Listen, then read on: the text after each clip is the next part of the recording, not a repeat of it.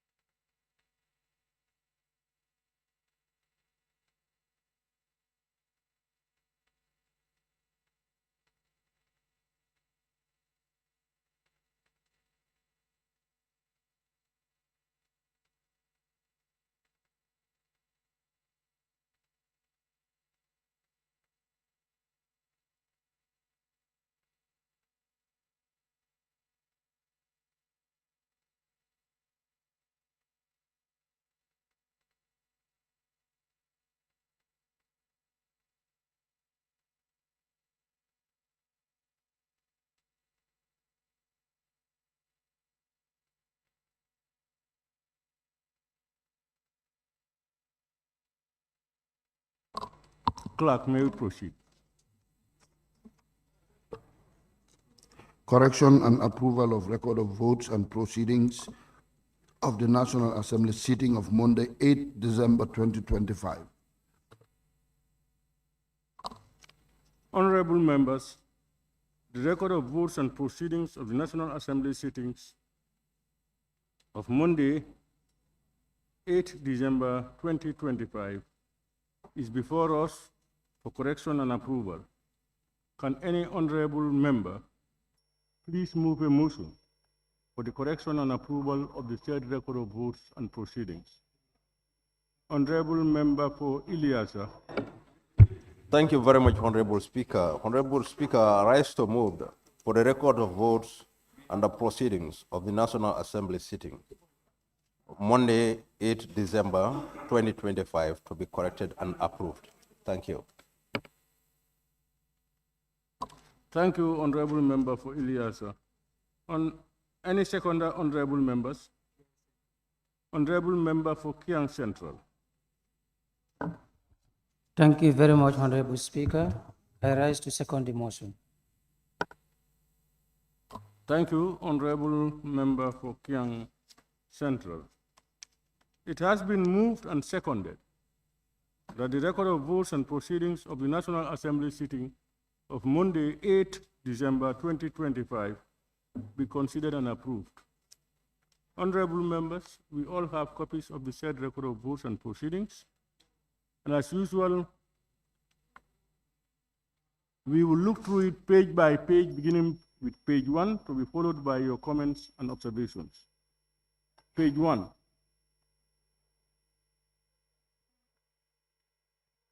Honorable Member for Woodley East. Okay, thank you. Just a typo on order 51, matters of the day. This sentence below that, living in Ghana town. We should put an in before Ghana. You've seen that?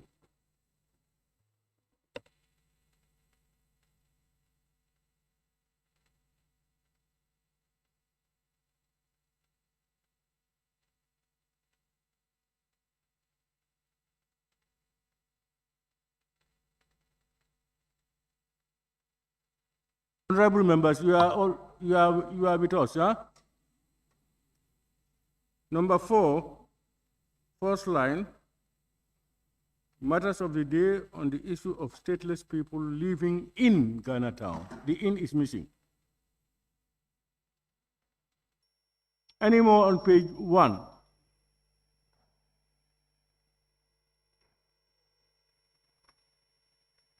Honorable members, we move to page 2.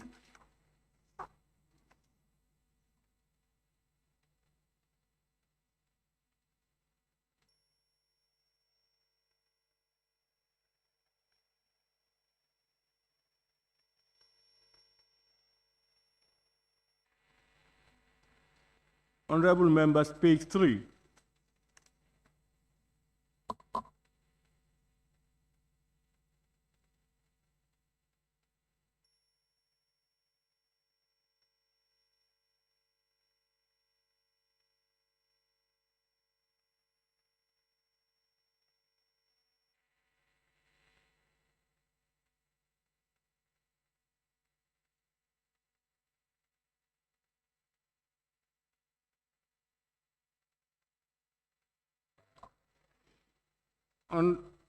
Honorable members, page 4.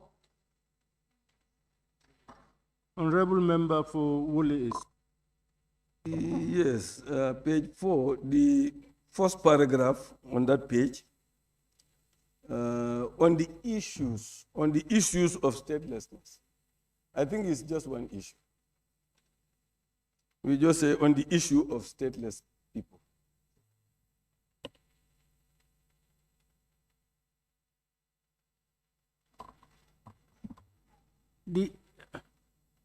The S in issue should be removed.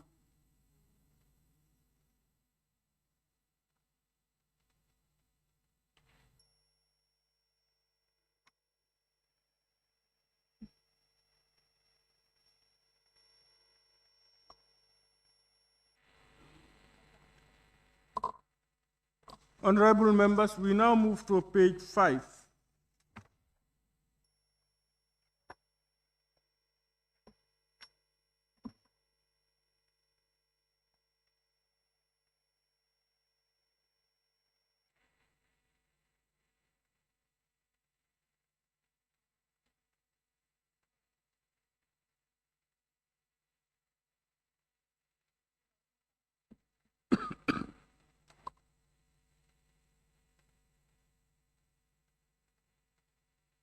Honorable members, last page, page 6.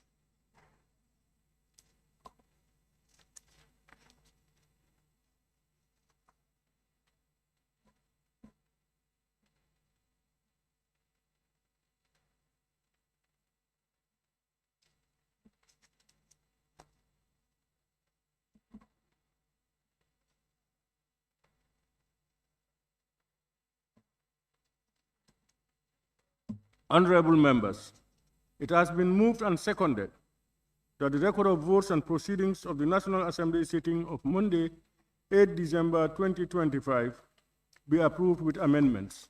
Those in favor, please say aye. Those not in favor, please say no. The ayes have it.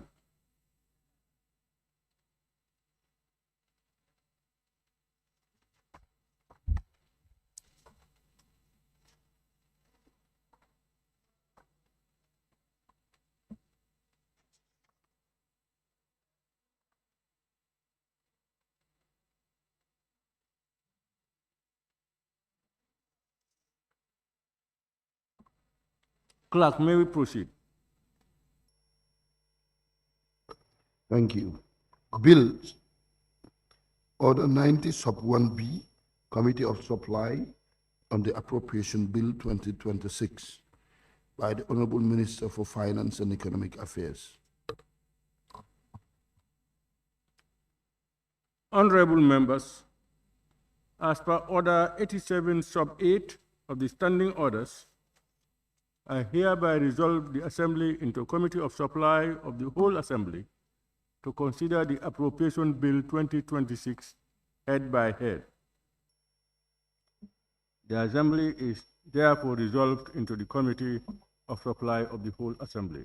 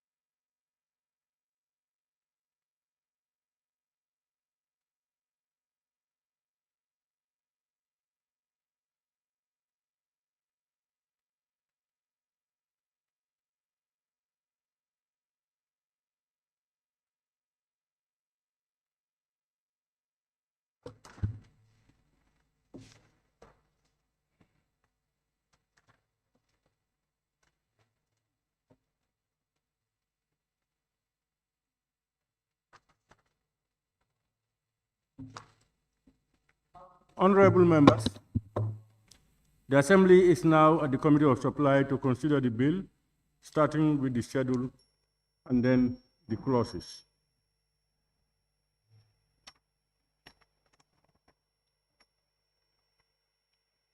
Clerk, may we proceed? Thank you. Head 01, Office of the President.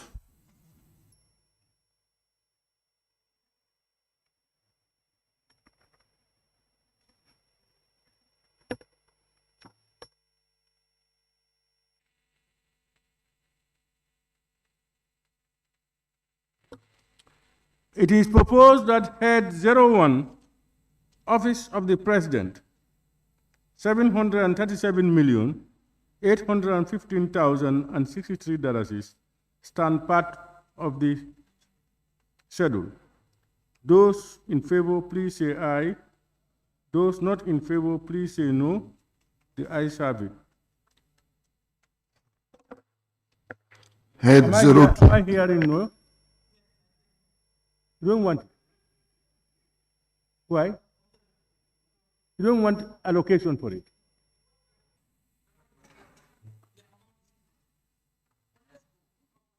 No, but that was debated, and you expressed your concern, and I don't think you are outside the allocation of money to the office of the president.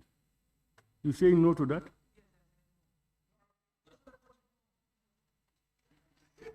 No, it's not for us to just be recording. We should know why people say things. We should know. It should be clear to the people who are listening to us. Go ahead. Pardon?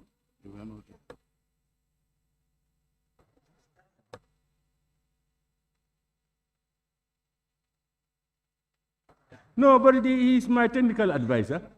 No, he's technical advisor. No, what did he tell me? What did he say? No, what you heard, just say it. No, what I'm saying is, he's here to. No, he's not misinforming me. I would not allow somebody to misinform me. Go ahead. Head 02, National Assembly. It's proposed that Head 02, National Assembly, to the tune of $649,160,811 stand part of the schedule. Those in favor, please say aye. Those not in favor, please say no. Those not in favor, please say no. The ayes have it. Head 03. Honorable members, let's not make a fun of our programs, please. When you say something, you have a right to say whatever you want to say. Please. All right. Head 03, Judiciary. It is proposed that Head 03, Judiciary, to the tune of $375,054,976 stand part of the schedule. Those in favor, please say aye.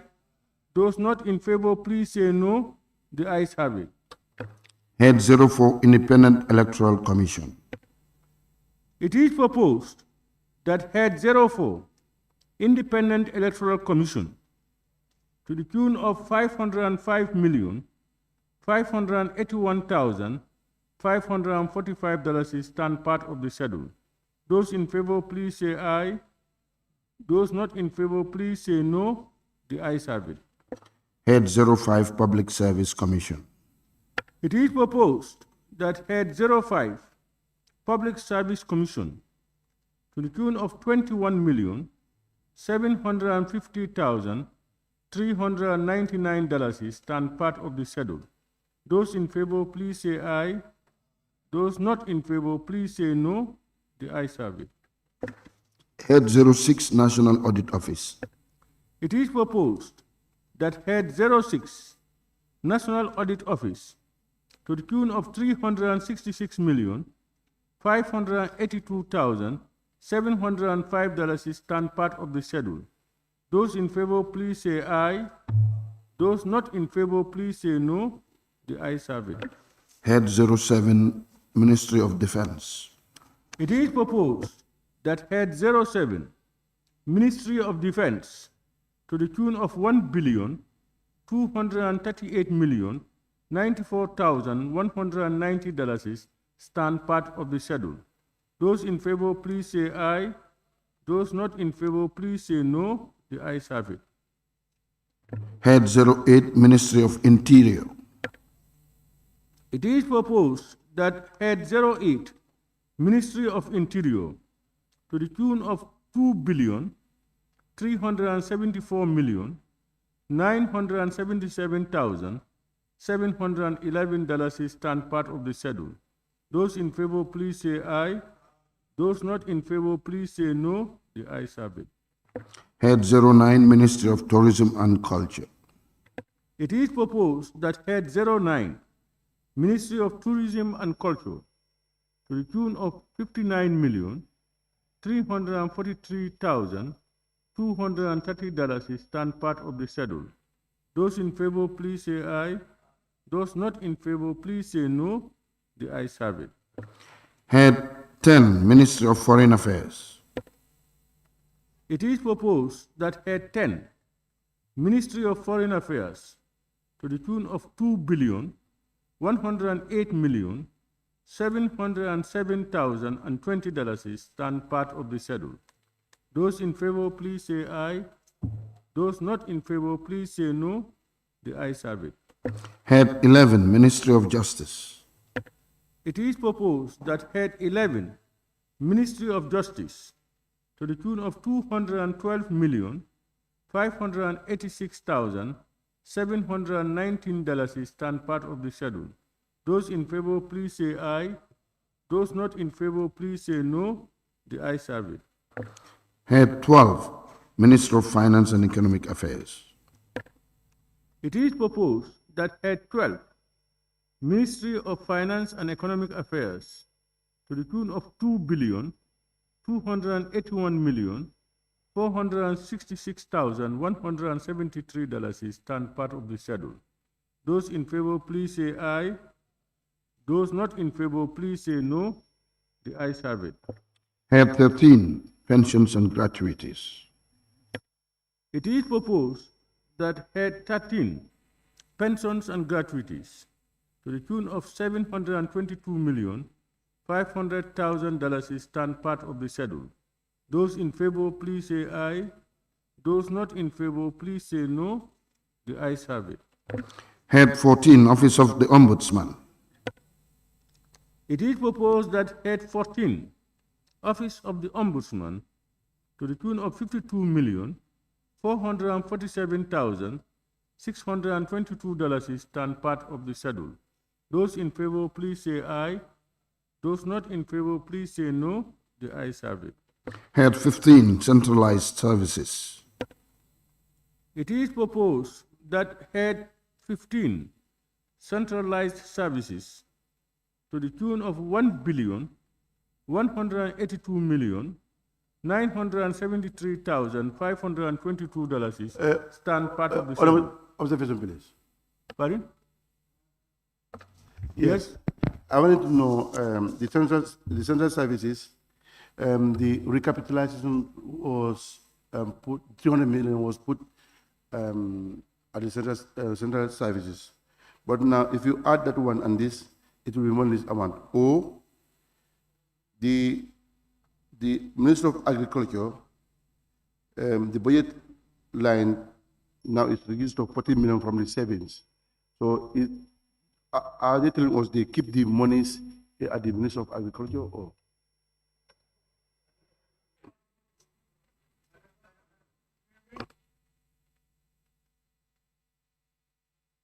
Capitalization money is moved to agriculture. Yeah, I think we moved it to agriculture. Yes. It is proposed that Head 15, Centralized Services, to the tune of $1,182,973,522. Let me repeat it. It is proposed that Head 15, Centralized Services, to the tune of $1,182,973,522 $973,522 stand part of the schedule. Those in favor, please say aye. Those not in favor, please say no. The ayes have it. Head 16, Ministry of Lands and Regional Government. It is proposed that Head 16, Ministry of Lands and Regional Government, to the tune of $373,949,880 stand part of the schedule. Those in favor, please say aye. Those not in favor, please say no. The ayes have it. Head 17, Ministry of Agriculture. It is proposed that Head 17, Ministry of Agriculture, to the tune of $1,756,590,933 stand part of the schedule. Those in favor, please say aye. Those not in favor, please say no. The ayes have it. Head 18, Ministry of Transport, Works and Infrastructure.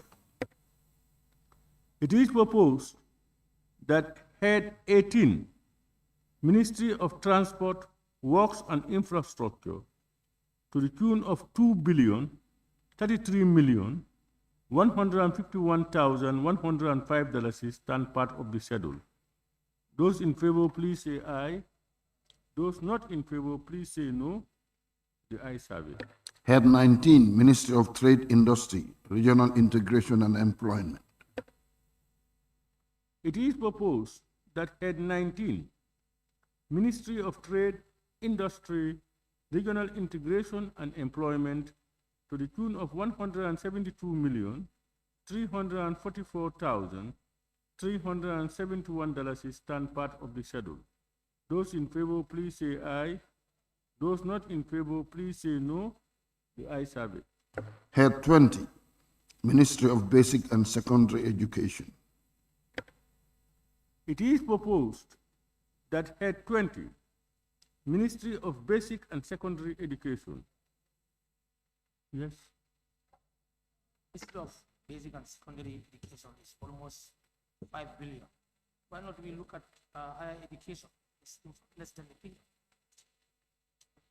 No, the amount is not necessarily to allocate by number.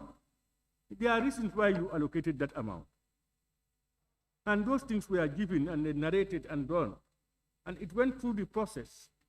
So the total amount now is what you have agreed on after looking at all the heads. How can you say no to it when you have approved it? Why are you? It's an extraction.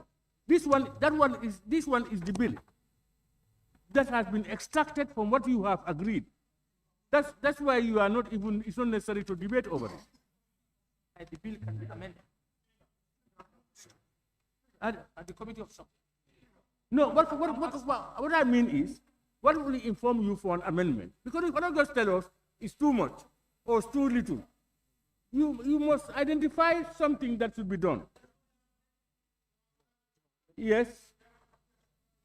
To understand, the allocation for basic and secondary, almost 80% is PE.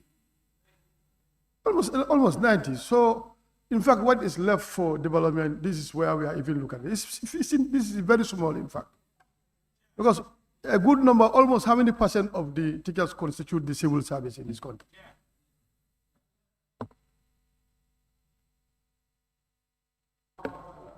Yes, I think we have to help the member to understand one thing. He was absent in most of the salient issues when we're dealing with the budget. And being a teacher, he knows the composition or the constitute number of teachers alone that has outnumbered even civil service. So I think the member should be assisted and guided for reference purpose. Yes, thank you, Chair. I think my colleagues have said it all. We have more number of teachers than any civil servant here in the Gambia, and that we are advocating for their salaries to be increased. So I don't align with my member central body to say that we reduce from the Ministry of Basic to another ministry. It wouldn't tell well. Thank you. Yeah, I think we should go ahead with our work because the Constitution guided this process. You understand? You understand? It guided this process. You can read 52:3. No, I can't read for you, my brother. Let's continue. He was not here. Honorable members, He was not here yes, at the time. I think what we must get a few things clear. You know, we are at the committee of the whole, committee of supply on the appropriation bill. This was something that had been debated, looked into in detail, and agreed to by this honorable assembly. These figures were extracted, and now those are the figures they are bringing before us. If you tell us now 5 billion is too much, there must be reasons. You must tell us because this one is there, but that you cannot see that here. How will you tell us that and we agree? So the fact here is that stage has passed. Unless there were omissions in the extraction, you can notify us and then we try to clarify that. But to tell us now to go into the debate of whether it should be that amount or that amount, we are past that. Yes, please. I'm not debating, but as far as I'm concerned, every stage of bill matters. Committee of supply, the reason you are putting to us is for members to either confirm, to say yes or no. Now, I have all right to say no to a budget item with the reason that, let me laugh, with the reason that there is a ministry that I feel like to be adjusted. No, read so now, 52. The arguments advanced by colleagues that the number of teachers, the personnel, I'm now convinced. But we have No. We have all right at this stage. You have no right, Honorable, this stage, you have no right to take us to the debate. The right, Honorable, please, listen. No, what I'm saying is you have no right to take us to those figures. All what you have right to do is the extraction that you have agreed to and approved has been misquoted or understated. You have that right, but to take us into the debate, that one is out. Honorable Member for Woolly East. You cannot say it any better. I think at this stage we are just confirming the numbers, the amounts that are there. Are they the correct numbers or not the correct ones? Yes. If they are missing, even for $1 seed. Honorable members, please, we cannot go back to the old. We have done that. Here, this was done by Finance under the National Assembly. Clerk, they went to do their extraction on what the amendment we have done on the estimates. Speaker. What we do here is to confirm where those that we approved is what they have brought. Chair. But to take us into Chair. whether it's big or Chair. small, Chair. we have given up. Chair. I think, Chair, I think you are not fair to us, in fact, Chair. Because this person boycotted the budget. You understand? At the time. Let's continue on what we are doing. All right. Yes, Sami? Chairman, thank you very much for the floor. Please, the member has accepted now. Please, let's continue. He has accepted. Let's continue. Under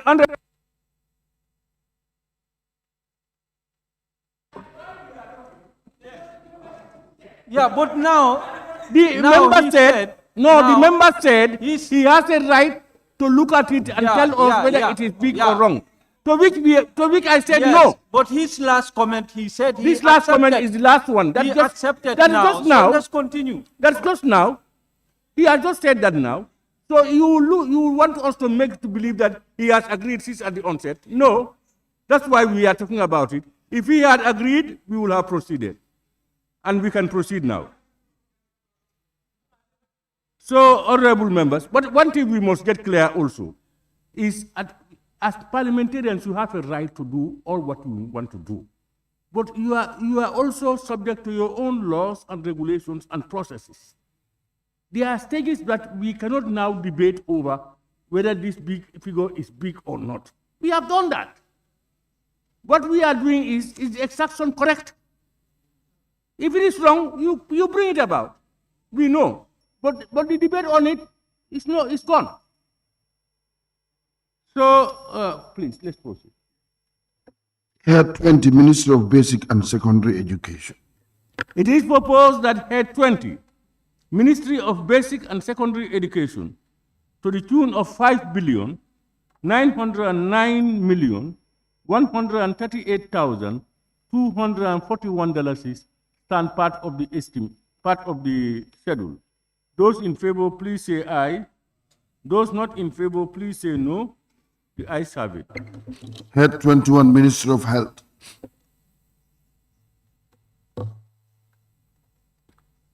It is proposed that Head 21, Ministry of Health, to the tune of $3,141,774,296 stand part of the schedule.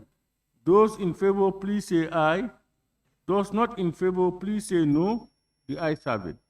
Head 22, Ministry of Youth and Sports. It is proposed that Head 22, Ministry of Youth and Sports, to the tune of $146,536,557 stand part of the schedule. Those in favor, please say aye. Those not in favor, please say no. The ayes have it. Head 23, Ministry of Environment, Climate Change, Natural Resources and Wildlife. It is proposed that Head 23, Ministry of Environment, Climate Change, Natural Resources and Wildlife, to the tune of $303,038,708 stand part of the schedule. Those in favor, please say aye. Those not in favor, please say no. The ayes have it. Head 24, Ministry of Information, Media, Broadcasting Services. It is proposed that Head 24, Ministry of Information, Media, BS, to the tune of $68,267,794 stand part of the schedule. Those in favor, please say aye. Those not in favor, please say no. Chair. The ayes have it. Yes, Honorable Member for Lower Salu. Yes, that's 24. Just for adjustment for the ministry, you need to give the full details of the ministry, and yes, for BS, yes, but they could have write it in the full name. Yeah, full name. Yes. I agree with you. Yeah, we should have the Ministry of Information. He said media and media and broadcasting services. I think that should have been stated openly and BS. And I think the Honorable Minister will take note of that.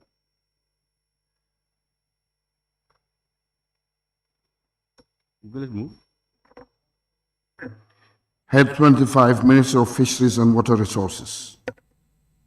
It is proposed that Head 25, Ministry of Fisheries and Water Resources, to the tune of $60,576,421 stand part of the schedule.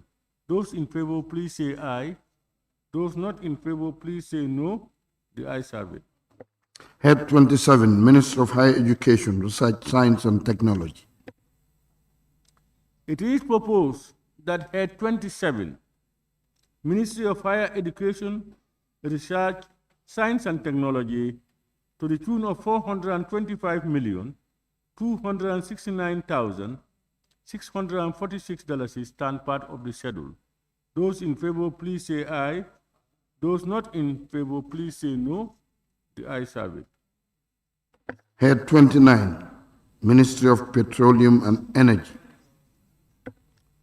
It is proposed that Head 29, Ministry of Petroleum and Energy, to the tune of $1,512,264,429 stand part of the schedule. Those in favor, please say aye. Those not in favor, please say no. The ayes have it. Head 31, Ministry of Gender, Children and Social Welfare. It is proposed that Head 31, Ministry of Gender, Children and Social Welfare, to the tune of $115,854,500 $431 stand part of the schedule. Those in favor, please say aye. Those not in favor, please say no. The ayes have it. Head 33, National Human Rights Commission. It is proposed that Head 33, National Human Rights Commission, to the tune of $87,218,228 stand part of the schedule. Those in favor, please say aye. Those not in favor, please say no. The ayes have it.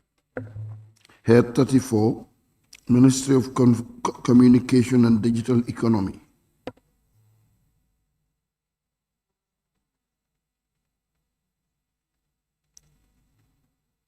Honorable members, this is the Ministry of. The of is missing. It is proposed that Head 34, Ministry of Communication and Digital Economy, to the tune of $101,315,259 stand part of the schedule. Those in favor, please say aye. Those not in favor, please say no. The ayes have it. Head 35, Ministry of Public Service, Administrative Reforms and Policy Coordination. It is proposed that Head 35, Ministry of Public Service, Administrative Reforms and Policy Coordination, to the tune of $569,084,353 stand part of the schedule. Those in favor, please say aye. Those not in favor, please say no. The ayes have it. Head 36, Office of the Vice President. It is proposed that Head 36, Office of the Vice President, to the tune of $366,787,259 stand part of the schedule. Those in favor, please say aye. Those not in favor, please say no. The ayes have it. Head 50, National Debt Services. It is proposed that Head 50, National Debt Services, to the tune of $13,458,758,357 stand part of the schedule. Those in favor, please say aye. Those not in favor, please say no. The ayes have it.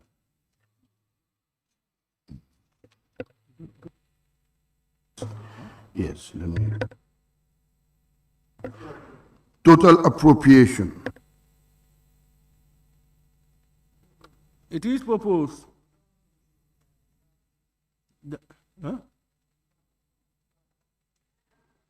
It is proposed that total appropriation to the tune of $43,490,961,954 stand part of the schedule. Those in favor, please say aye. Those not in favor, please say no. The ayes have it. No, we are going.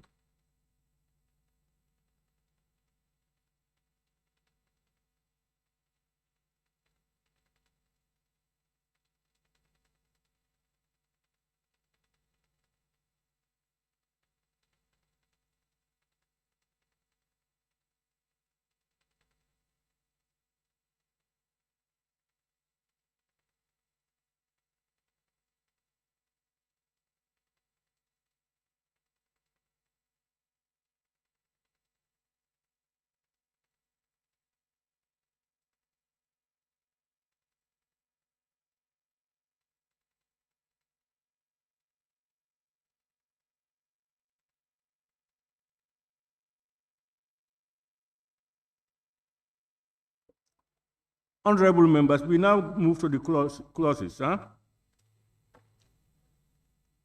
We just started with the schedule, so we are going to deal with the clauses on the bill. It's just two.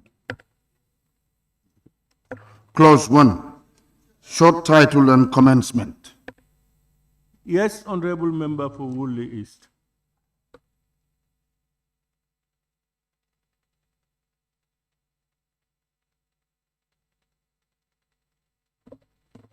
Yes, the total that is written in words is 9000 instead of 961. It is 9000 and 61. And the back of what? The front page, the front. Or the front of the The sum total, the total, the grand total, in words. Yes. In words. Yes. Instead of 961,000, what is there is 9000. Yeah, when we go to clause 2, when we go to clause 2, you make that proposal for amendment. Okay. All right. Go ahead. Clause 1, short title and commencement. It is proposed that clause 1, short title and commencement, stand part of the bill. Those in favor, please say aye. Those not in favor, please say no. The ayes have it. Clause 2, expenditure of 43 billion, 490,961,954 out of authorized consolidated revenue fund. Yes, honorable member for Woolly East. Yeah, it's just the same thing. Instead of 961, what is in words is 9000. Honorable members, if you look at the wording, is not 961,000, it's 961,000. So TY should be removed.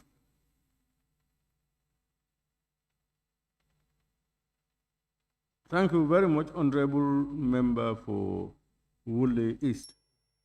It is proposed that clause 2, expenditure of 43 billion 490 million $961,954 out of authorized consolidated revenue fund stand part of the bill, as amended actually.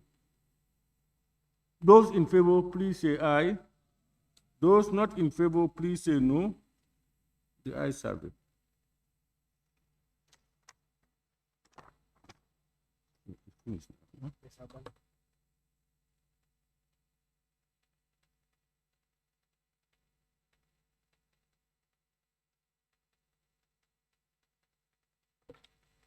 Honorable members, the assembly now resumes.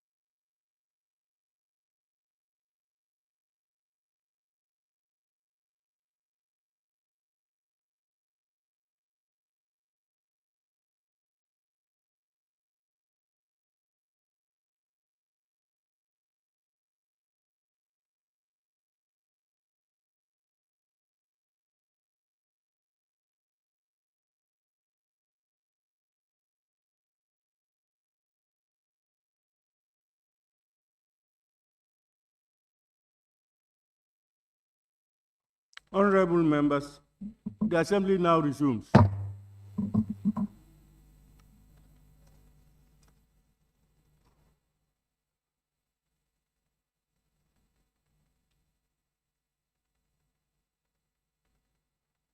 May I now call on the Honorable Minister for Finance and Economic Affairs to report to the Assembly what transpired at the Committee of Supply. Honorable Minister.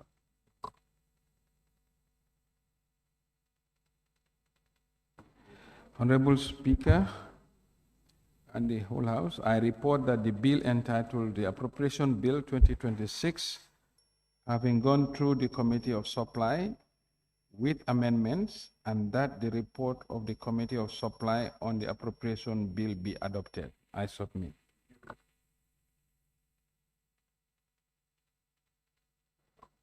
Thank you, Honorable Minister. Honorable members, I now put the question that the report of the Committee of Supply on the Appropriation Bill 2026 be adopted. Those in favor, please say aye. Those not in favor, please say no. The ayes have it.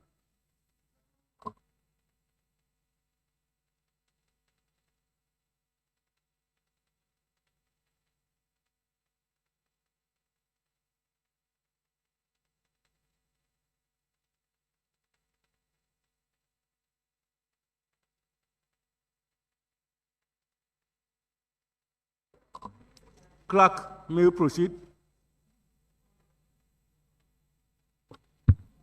Thank you. Order 74, Sub 8 and 75, third reading, Appropriation Bill 2026, by the Honorable Minister for Finance and Economic Affairs. Thank you. Honorable members, I now call upon the Honorable Minister for Finance and Economic Affairs to move the motion for the third reading of the bill.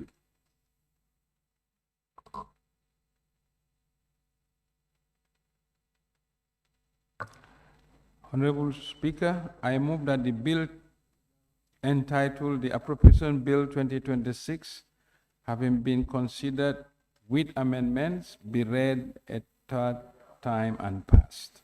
I submit.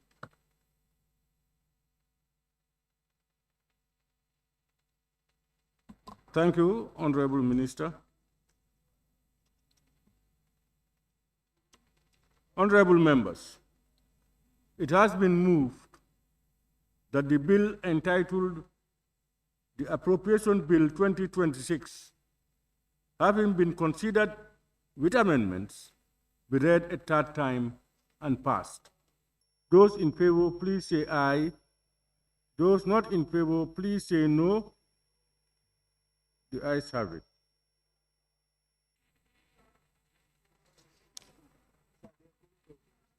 Huh? Who?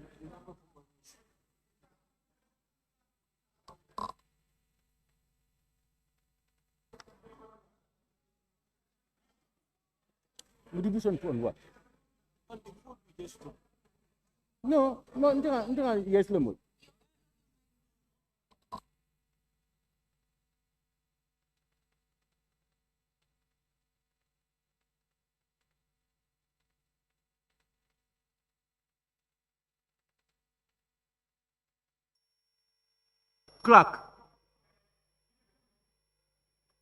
Clerk. Thank you. Third reading, Appropriation Bill 2026.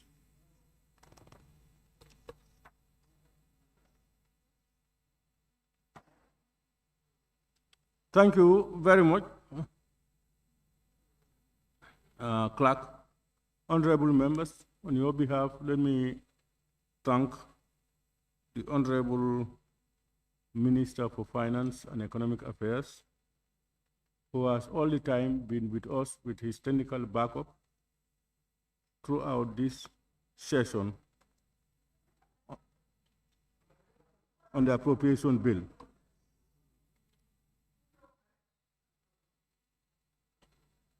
So, Honorable Minister, Mr. Speaker, I call for division, please. Thank you. Honorable, don't disturb me.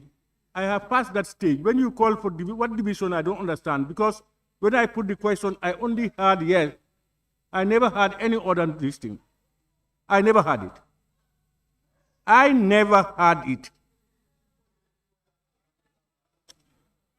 Honorable, no, I'm not even repeating it. Honorable Minister, so on behalf of both sides of Parliament, we are very grateful. We thank you very much for your time and energy in this situation. And honorable members, let me thank you. We have just ended the budget. It has been a long period sitting, and almost everybody, you've put in your best to make sure that we look through the budget and get it approved as necessary, with the necessary amendments you deem fit to do. So thank you, honorable members.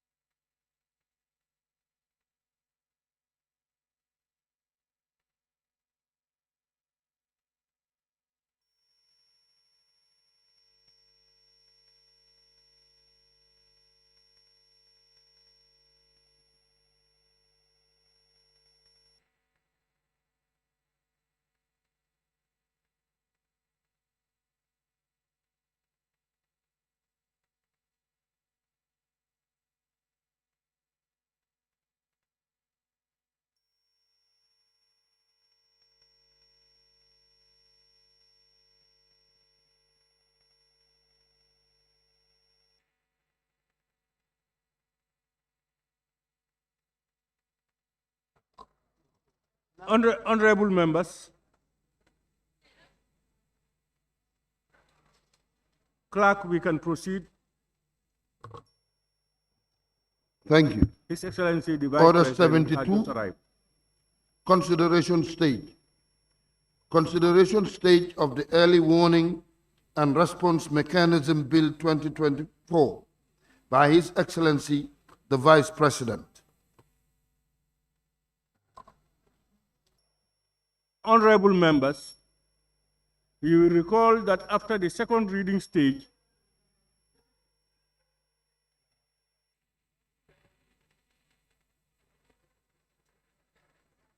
the bill automatically stood referred to the ABC.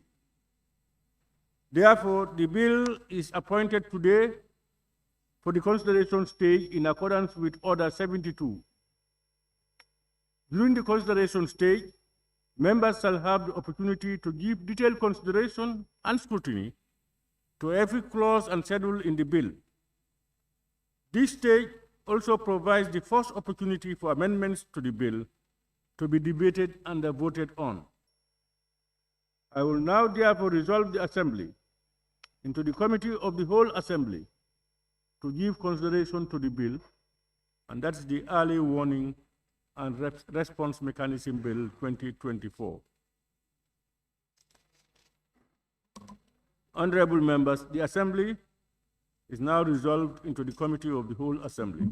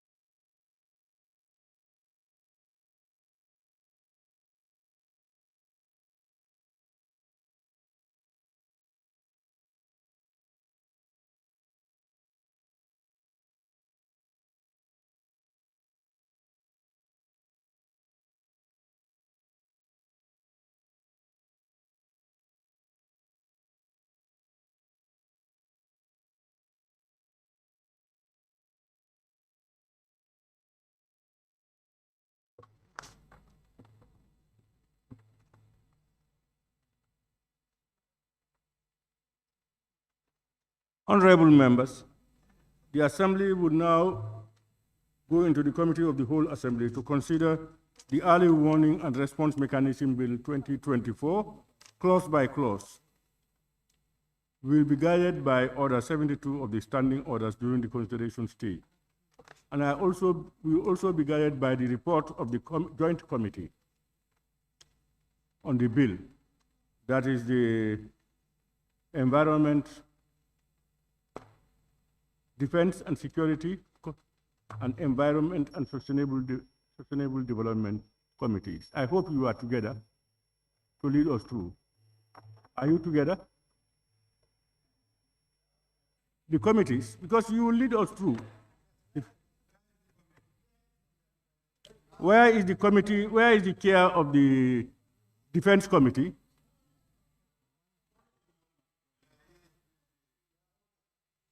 Pardon? Where is the vice chair? Who is saying I'm here?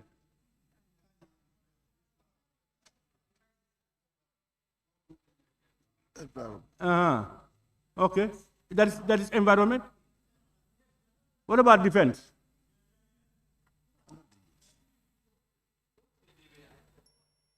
I want to believe that it's a joint committee. You people should be at the same place.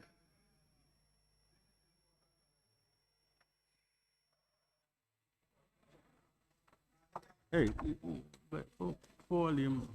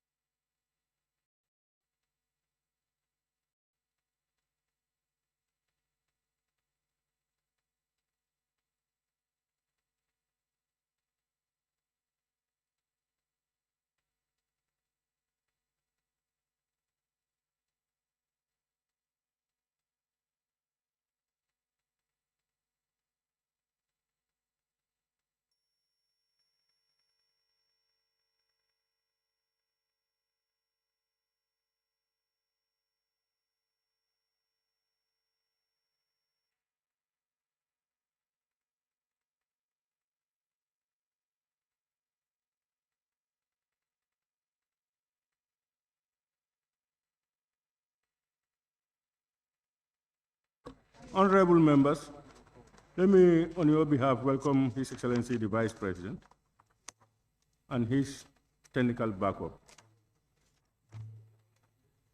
We can now proceed. Clerk. National Early Warning and Response Mechanism Bill 2024. Part 1 Preliminary, Clause 1 Short Title. It is proposed. Pardon? Somebody is asking.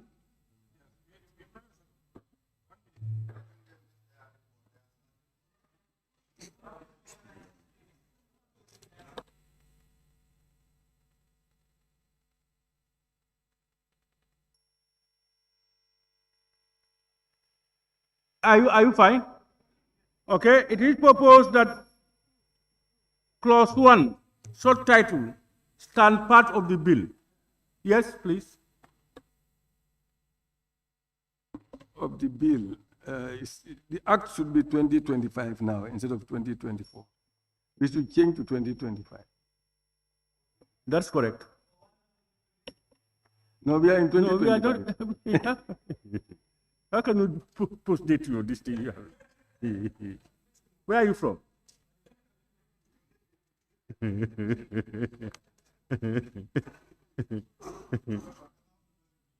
Yeah, it is, honorable member, the proposal is that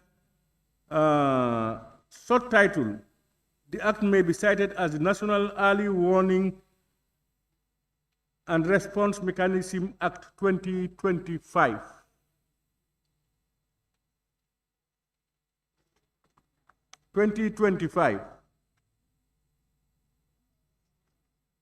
It is proposed that clause 1, short title, stand part of the bill as amended. Those in favor, please say aye. Those not in favor, please say no. The ayes have it. Clause 2 Interpretation. It is proposed that clause 2, yes. Yes, Chair. When you see the interpretation, where it says human security pillars on page 4, the meaning, the definition, human security pillars. Human. Yes, it says includes governance and human rights, security, environment, crime, and health. So I'm questioning about the crime. Is that also a pillar of human security? Honorable Speaker. Yes, sorry, from the committee. Yes.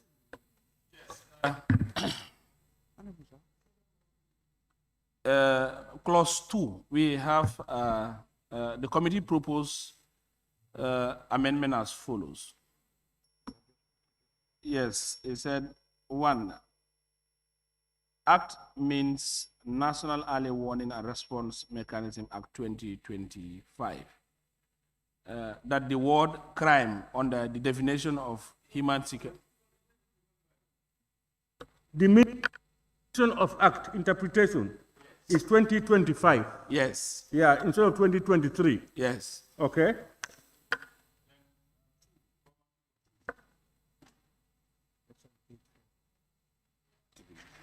Roman figure 2, the word crime under the definition of human security pillar But Roman people, yes, sorry. should be replaced with the word safety and security. Safety and security. Toss. The Roman figure. No, that's our report. That's our report. That's your report. Yes. Now, when you make reference to what we have on the bill. That's page 4. You are now the interpretation for human security pillars. And then you say crime. Yes, crime. Crime should be out. Under the definition, and it should be replaced safety and security.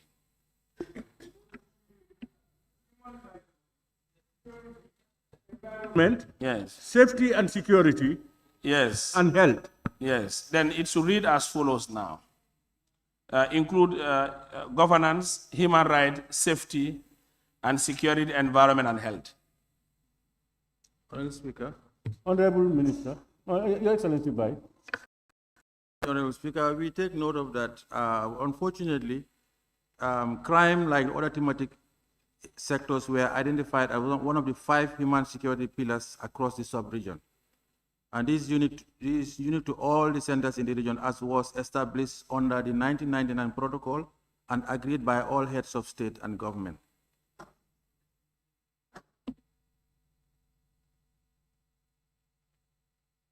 Yes, as per the committee, this is our recommendation. I don't know what he's. Yeah, because what happened is I think they're all invited, but it was never advanced to us. So, I don't know. Honorable, what we want to do is, whether it was advanced or not, what is right is what we want to do. So far, we are after that. You have done your homework, you have looked at it. Now we have information from these things. I think we should listen to both sides and not to hang on to, because we have decided on it. Yes, Honorable. Yes, I think after hearing from the Vice President, I think that recommendation should be adhered to. We move. Yes, we retain as it is. Kiang West. Yes. Thank you so much, Honorable Chair. I think the submission advanced by His Excellency is very conceivable, that we leave the security there. It's very good. Already an agreed thing within the sub-region. So we move as it is. Honorable Member for Woodley East. Under the committee. Okay. It is proposed that clause 2, interpretation, stand part of the bill as amended. Those in favor, please say aye. Those not in favor, please say no. The ayes have it.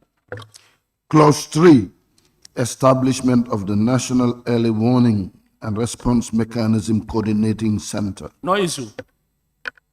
It is proposed that clause 3, establishment of the National Early Warning and Response Mechanism Coordinating Center, stand part of the bill.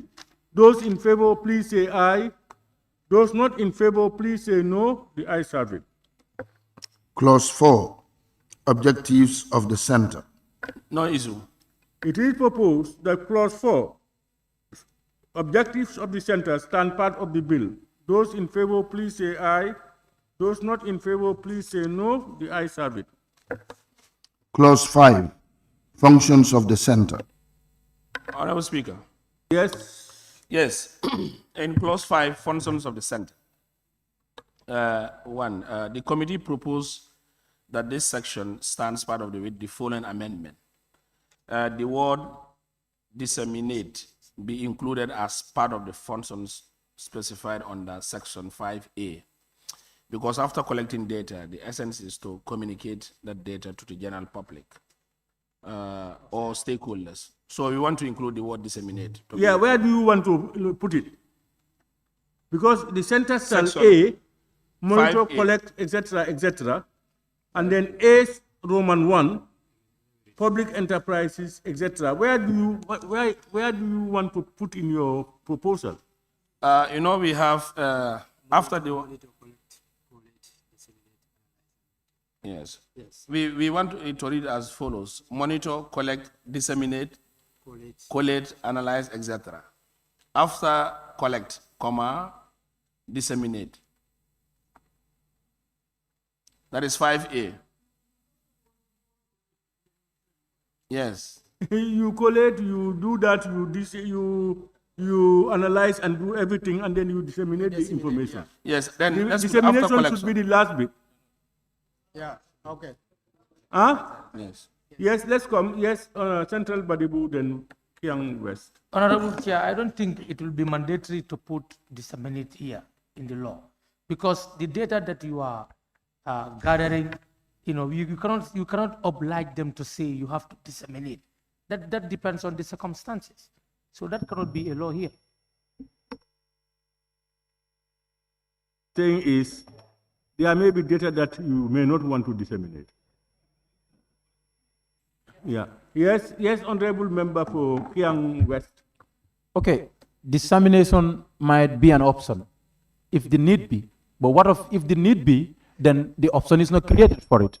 It is not just there to disseminate when it is not necessary to disseminate. You disseminate when it is necessary to disseminate. But if it is not provided for in the law, how do you do it when it is necessary to? So to put it there is an option rather than, closing it. So this is what the committee deemed fitting. That's why during our bilateral with the various institutions, we put it there. And I think the security institutions and all other institutions have agreed with it. Here is, Your Excellency, are you with us on this issue of dissemination? Yes, Honorable Speaker, we agree. Actually, we put it after analyze. Monitor, collate, analyze, disseminate, and maintain data or information provided by. Yes.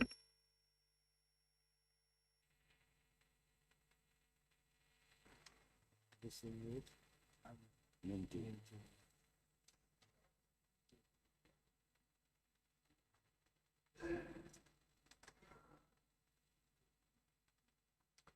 There are some concerns about dissemination information. I think it is when necessary. So, but what it may mean here is, it says the center shall. It becomes mandatory that they disseminate. If there is no qualifying thing there, as what the member for Central Badibu said, it means whatever information you have, you must disseminate it. How do we regulate that? Honorable Speaker, the function of the center is to disseminate after analysis. It's not the raw data that is being disseminated. It's the analysis that is disseminated. That is why dissemination comes after analysis.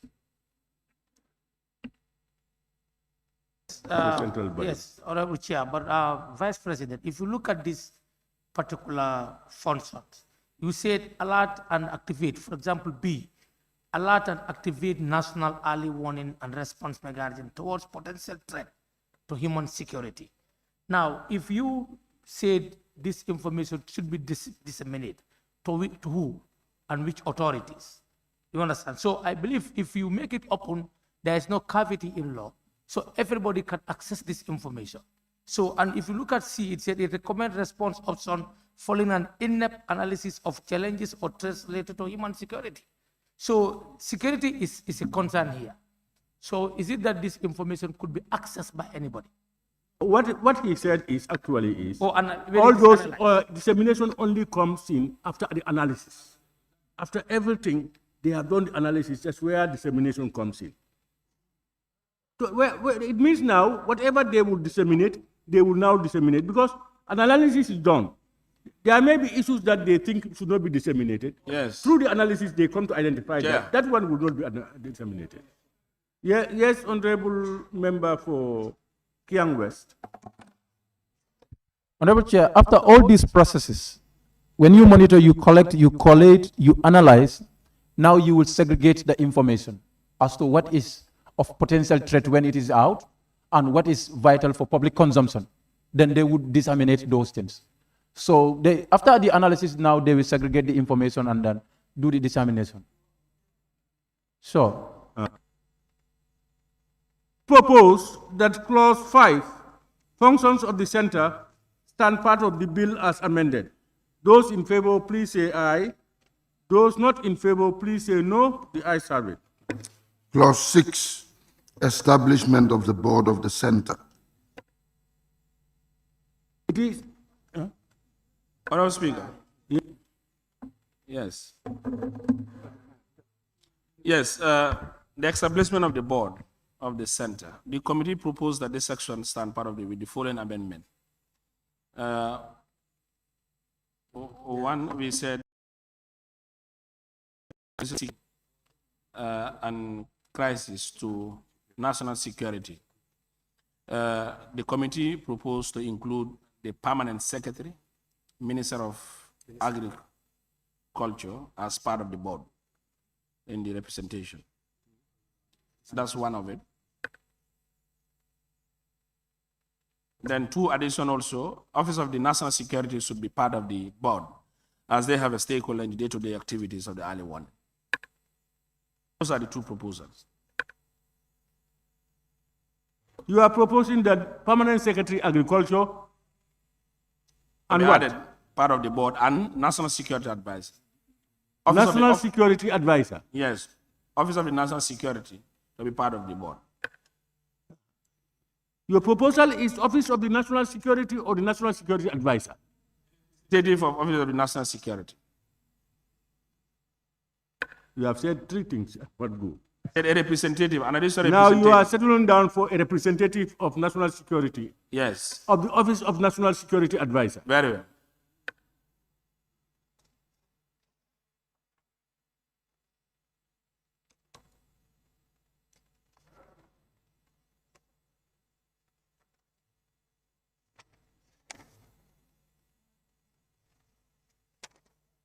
Honorable members, you have comments before I put it to Your Excellency. Any comments? Yes, Honorable Member for Kiang West. What of the, okay, here,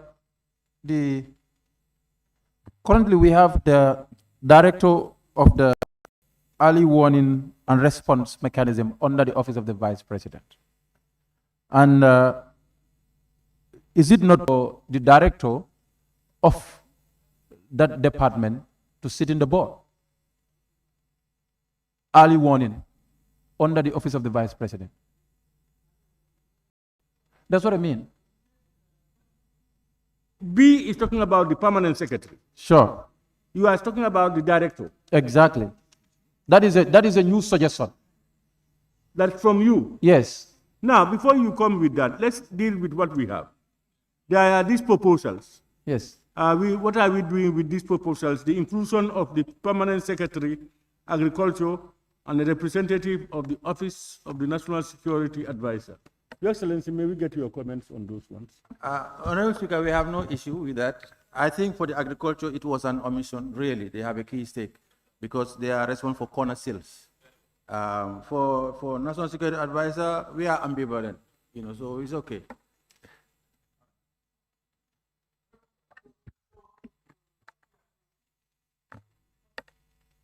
Of the Office of the National Security. Correct. Yes. Yes, go ahead. What I was saying is, currently there is a directorate under the Office of the Vice President, dealing with the issues of early warning, and headed by a director. What I'm saying is, it will be important for that director to sit in the board. That's what I am suggesting. For director of early warning to sit in the board, it is very much important. And I think, Vice President, we may consider this. I may put this. Before that, can we get this one? H-I. Look at I. What is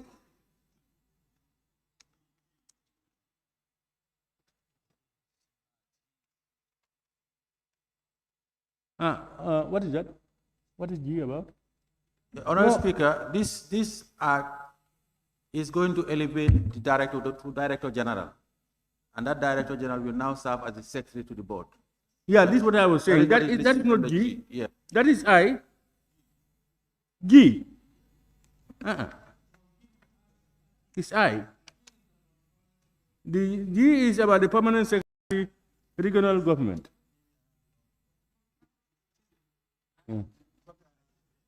Okay, I think we need to get those things corrected.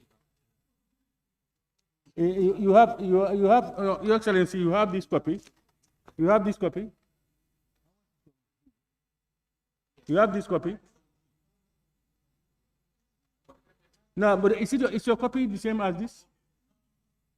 No.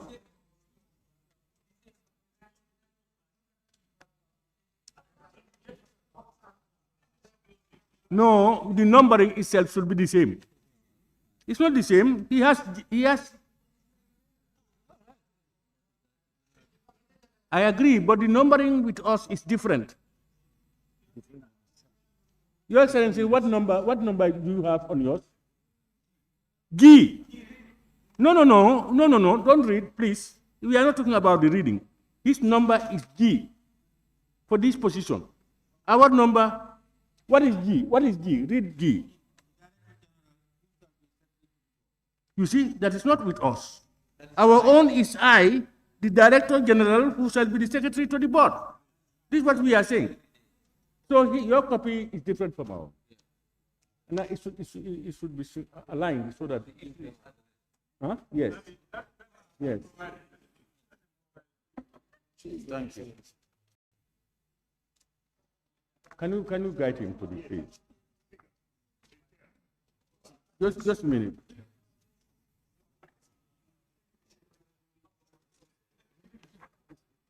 It's I. It's I. You've got it. So your response here is, Honorable Member for Kiang West, they're saying that the Director General, who shall be the Secretary to the Board, is a member of the Board. Yes, you know, That presently, office will be elevated to the position level. yes, that is it, because presently the position is not Director General. This is what I'm saying. They are telling you that it will be elevated after the act. It will be elevated to that position. Yes, and he will be the Secretary elevated to the Board. So you are satisfied? Huh? Yes, that's okay. Uh-huh. So, honorable members, yes, Honorable Woolley is.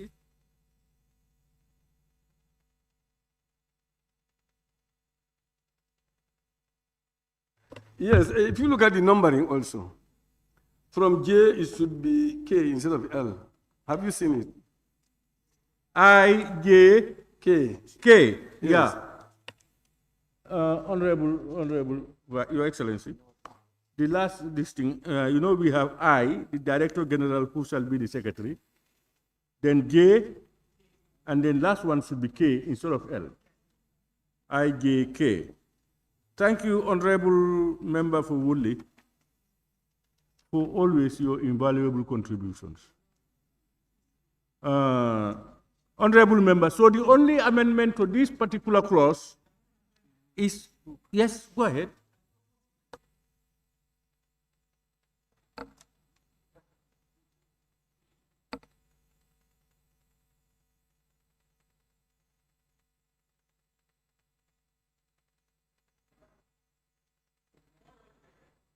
The content, you talk about the letter. Yes, you know, you have it as a representative of a civil society organization appointed by the president. My proposal is to be a woman appointed or nominated by the Tango, the umbrella body, not the president.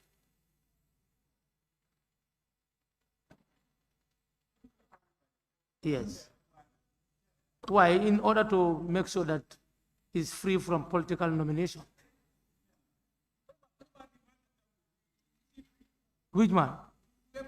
No, this is the umbrella body now. Now it's Tango now who is going to nominate. No, you asked me, that's why I don't want to talk about that. But my issue is to make it balanced and to make it more participatory. Let the body nominate a woman to be a representative. You want to take me to that political line, and I don't want. Okay, now my reasons are so that we allow the body to make an independent nomination. Yeah, committee. Yes. You wait. You have the last say. Yes. Yes, Honorable Member for Kiang West. Yes, Honorable Speaker, when it comes to nomination of a civil society representative to the board, that person might be nominated by the civil society, like the umbrella body Tango, but the appointment of members to the board entirely rested in the powers of the president. That is what the Constitution says. You understand? When it comes to the appointment of members to the board, understand? Unless it is an autonomous bodies like the National Human Rights Commission and others, but if it is not, boards like this and the public enterprises, president appoints the members of the board. We are only saying that they only have a right to nominate. Perfect. They may have the right to nominate, but the appointment rests in the appointive offices. That's the prayer. Yes, now the committee. Yes, Chair, I think we should not waste much time in this. These are clear terms that is spelled in the Constitution, and we are guided by it. That's why, if you look at it, we didn't even deliberate much on this. So it's in line. We are not talking about nomination. It's in line. Yes, what I'm also suggesting that a women representative from the civil society, we put a women representative from the civil society should be appointed.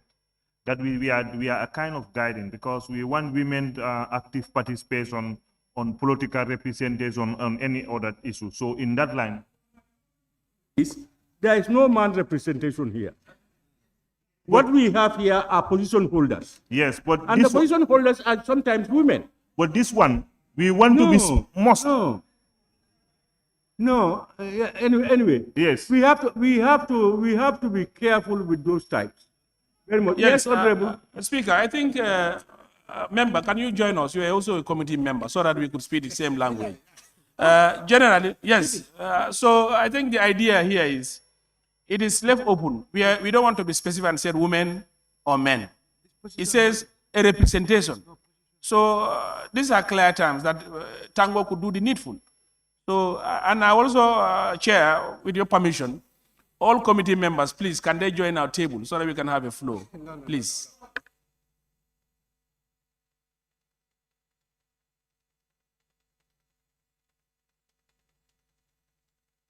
This way and then others this way. When you prepared your report. You know, yes, Chair, you know what happened? I am a member, but I even have this question for the Vice President. My question is, I've looked at the jurisdiction. What we are saying is, No, you should let have me done learn. that at the committee stage. No, I've did that, but it's one person. Huh? It's one person. It's one person. I did this, and I have this question for the Vice. And then the committee never agreed. No, yes. Because the issue is, we were trained. We look at in the sub-region. We are creating institutes. Now, look at ECOWAS, Ghana, and all other. This is embedded in the National Disaster Act. Why are we bringing so many institutions? This is my question. That this could have come in a form of a subsection within the Act. And when they don't do that, to me, you know. Yes. I think, yes, it's good that the committee, we follow them to guide us. But we are also looking at in terms of affirmative actions and in terms of women inclusion. That's why we highly recommended for the nomination by Tango to be a woman. Because, yes, you are not specific in the bill whether a man or a woman, but if you look at our position holders, it's dominated by men. So we want to use our gender lens to recommend for women inclusion. That's why we are specific.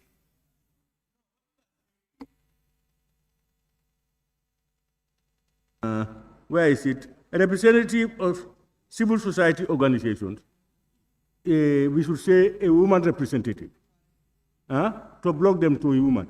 Are we all that fair? No. Yeah, but every sector should make sure that there is a balance. So they also have a role to make sure that they have male and female representation. Speaker. Especially when it happens. Because sometimes some of these things you compromise quality and efficiency to another thing again. That's not the case here. Yeah, all right. We are listening. When you are ready, you take your decisions. Hello, young West. Okay, Chair. In this case, it is not for any representative to go and sit at the board. It is not for anybody. It's to add substance, the values, for the representative to add value.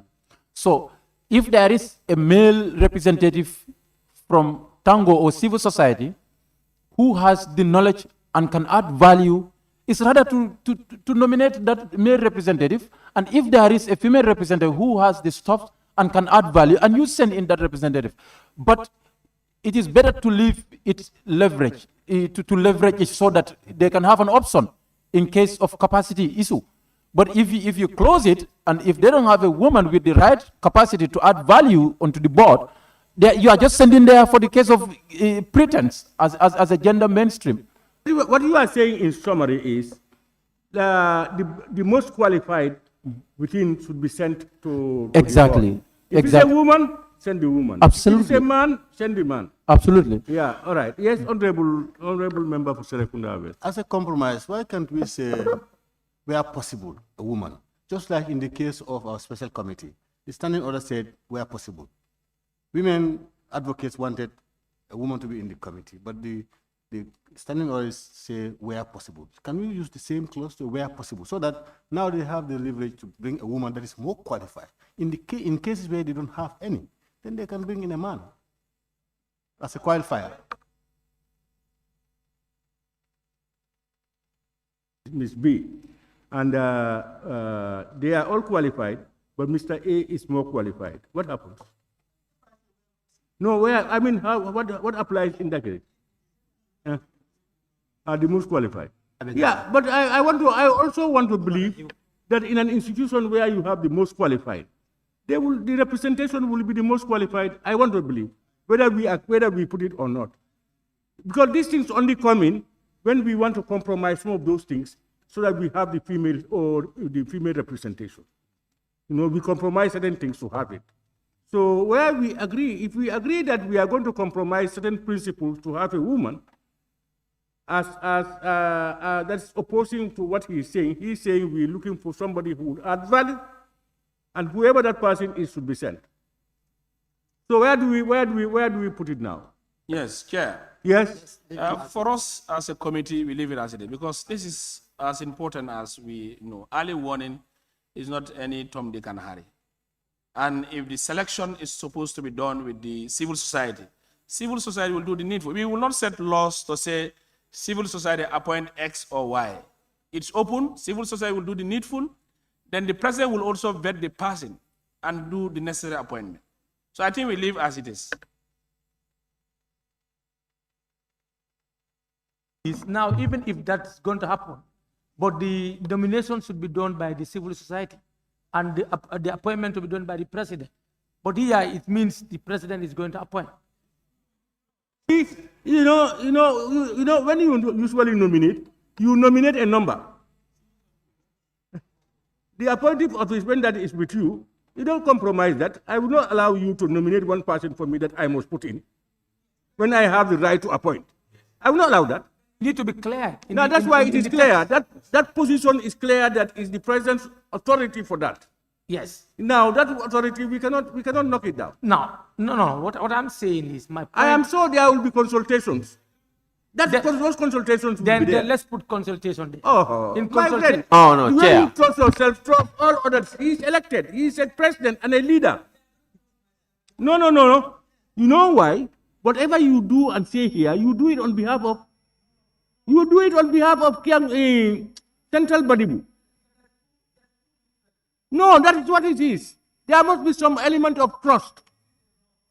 Agreed. It could be abused. Chair. Honorable members, where do we stand before it's okay. For us as a committee, it's okay. Committee? Yeah, it's fine. Okay.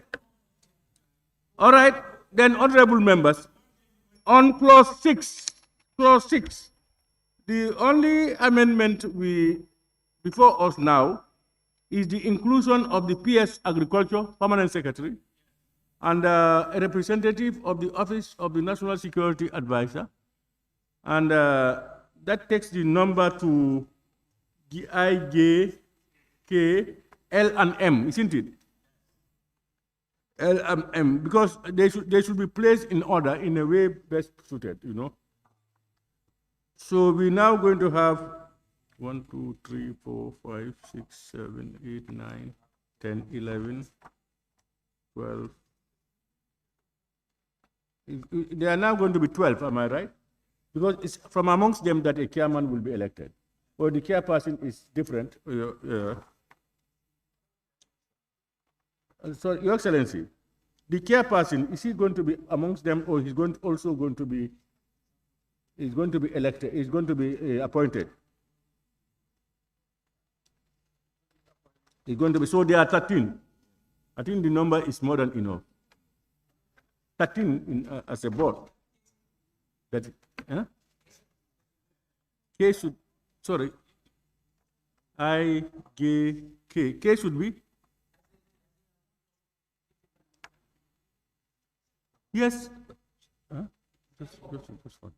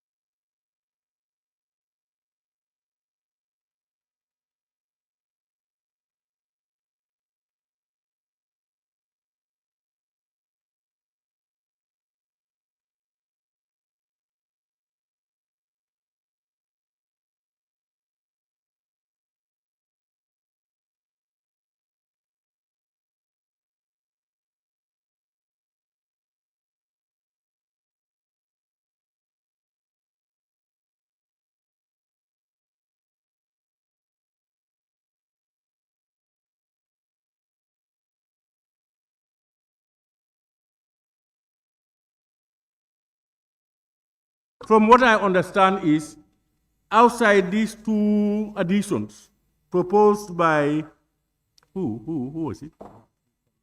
The committee, we have no other amendments. Okay. It is proposed, yes? The order in which we should write them, which means the permanent secretary of agriculture should come before the director general. Yeah, we asked them to do that. We asked the legal people and the ministry to rearrange them for us. Yeah. It is proposed that clause 6, as the establishment of the board of the center, stand part of the bill as amended. Those in favor, please say aye. Those not in favor, please say no. The ayes have it. Honorable members, there is one thing I was told, I think it's for your information, but I think we all know it. So far it was 11 now to 13. It means the quorum for the meeting will increase. That's natural. Yeah, it's a simple majority. If it is 11, it was 6 people. If now it's 13, it will be 7 people for them to have a meeting. Okay. Clause 7, appointment of non-ex officio members of the board. No issue. Yes, do you have any? No issue. No issue. Yes. Wooly East. Yeah, just something little. Clause 2, but they say clause 2A. Subclause 2A. Huh? You know, you have 2A is saying, it continues. I'm even thinking maybe this should just be together. But anyway, where it is saying professional qualifications, the last line of A, I don't think you need to polarize that because maybe the person just need one qualification, not qualifications. If the person has a professional qualification relating to human security pillars, is that not suffices? Rather than you have to have qualifications for that. Remove the S. Heard you well, and I know what you mean. Honorable members, what he is saying is, we remove the S on professional qualifications on 2A, because that may mean that you need more than one professional qualification. Are you hearing? Are you with us? Yeah, 7.2A. Your committee, you are fine. Yes. Central Badibu. Yeah, but if you look at it, said a Gambian who holds a relevant academic qualification. Okay. Or professional, I have no issue with that in human security. But now, what do you call as relevant academic qualification? That will come after we judge this one. We are dealing with this S and removing the S. Let's sort that out, then you come in with yours. No, the S is not a problem. It's not significant. For you, it's not significant. For those other people, it's significant. So what do? Committee? Chair. We remove the S or we leave it? Yeah, remove the S. Agree. We remove it. Chair. Yes. Chair. Chair, I'm not in support of removing the S because the person can have more than one qualification. The agreement is not, you cannot have more than one. The agreement is, if you have a professional one, you can be qualified. If you have 2, 3, 4, you can be qualified. But if you say S, it means if you have one, you are not qualified. That's what he's saying. Chair. Okay. Yeah. Let's go to another one. Yes. Chair, even without S, can represent plural. In this context, even without S, a professional qualification, it can be many qualifications, even without S. So the S there is not significant at all. You remove it, you don't remove it, it doesn't change the intent of this legislation. Yeah, if you look at the sentence properly, I think it's in fact wise to leave S there. Because the sentence, you have the first part, the academic or professional qualifications. So it's okay. If you remove the S, is qualification, it can also, if the person has more than one qualification, that is fine. But if you put qualifications there now, it means that the person must have 2 qualifications or more. That's what it means. But if we leave qualification there, that suffices. No, Kiang East. Sorry, Kiang East. Yes, I think we remove the S because it suggests that the minimum qualification you need is only 1. So, but if you add S, it means you must have more than 1 qualification for the position. So, Honorable members, and maintain the minimum. If the argument, if the argument that I'm hearing from some other side is that leaving S and removing S exactly does not make a difference, why don't we remove it? It makes a difference, of course. We remove it, We remove it. Okay. Your Excellency, any comments? All right, honorable members, we remove S on clause 7(2)(a), professional qualifications on second line. S out. It is proposed that clause 7, appointment of non-ex officio members of the board, stand part of the bill as amended. Those in favor, please say aye. Those not in favor, please say no. The ayes have it. Clause 8, functions of the board. Hello, Chair. Yes, clause 8, function of the board. The committee proposed that this section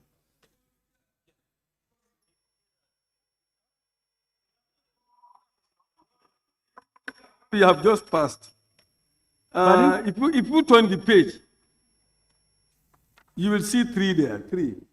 3. Sub 3. Yes. And that sub 3 is talking about the National Assembly. It's like a possibility for the National Assembly to be a member.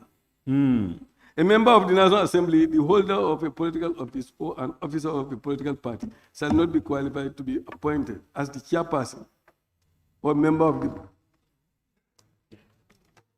No, that's fine. Chairperson. Yeah. And even if that's clause, we should just say shall not be a member rather than shall not be qualified to be a chairperson. No, it's not okay. Yeah, but no ordinarily speaking, if you look at the National Assembly, they cannot be members of boards, even if you don't put it. We do have proposals from some institutions trying to put National Assembly members as board members. We will just respond to tell them, no, that is not possible. Yes. Chair, we may even expunge that because it doesn't need to even be there to say whether they should be part of the board or not. Let them not even be part of the options at all. We can expunge that at all, in fact. No, Honorable Speaker.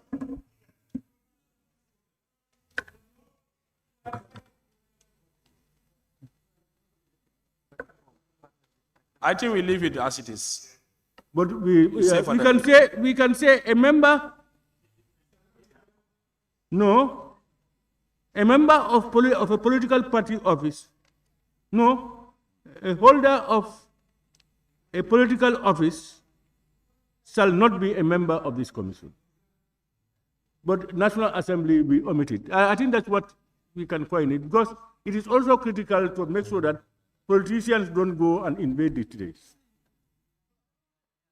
Yes? But Honorable Chair, when it comes to national security, Vice President sits there and is a political appointee. Comes to national security. Vice President, His Excellency.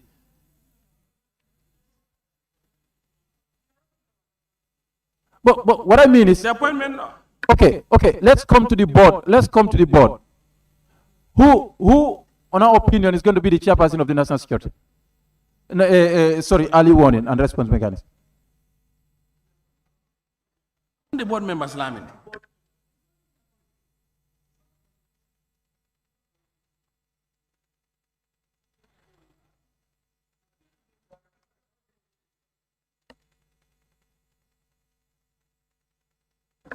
Chair, for us as a committee, we leave it as it is. Chair, let's leave it as it is, please. Okay. It is proposed that, I've even put the question already. No, yeah, I mean, I have put the question. No, I have put the question. If we are going to do it, we are going to revoke our earlier one. I have already put the question.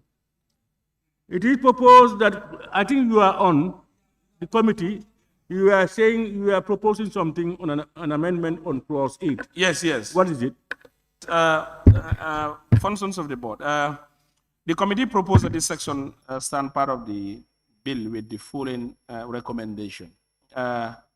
A new section be created to explain the functions of the board. So here, we put this to the vice president, because when you look at the function of the board, it's only the function of members of the board, but the function of the board chair is not explained. So, Honorable Vice President. Are the functions of the board or the functions of the board chair? Board chair person.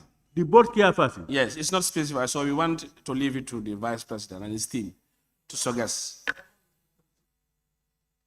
It may be, anyway, Vice, what's your opinion? That was what was agreed in our committee engagement, so that we can put it to them. Yes, and they can do their consultation. Yeah, Honorable Chair, we looked at it. We don't have any problem with that. So we are actually proposed two functions. One, that is A, to convene and preside over board meetings, and B, setting up the meeting agenda in consultation with the board secretary, which are normally the functions of the board chair. But is that all his functions? Because some things outside, if you state it down, it means any order that is not there can be challenged. And that, I don't think the chairman's function is only that. He's the head. Because not, I don't know, legal people, help us.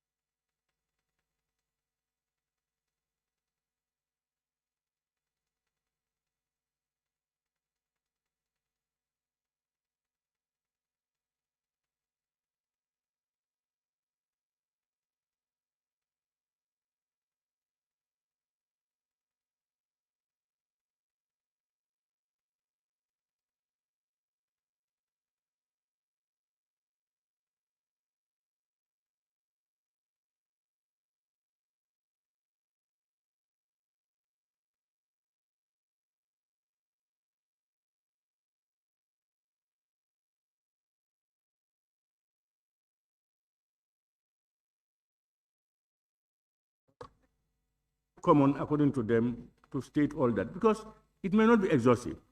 If you put something and then it's not there, anybody can challenge it. Tomorrow, you may make a certain decision which is not captured in the act, and then you'll be challenged.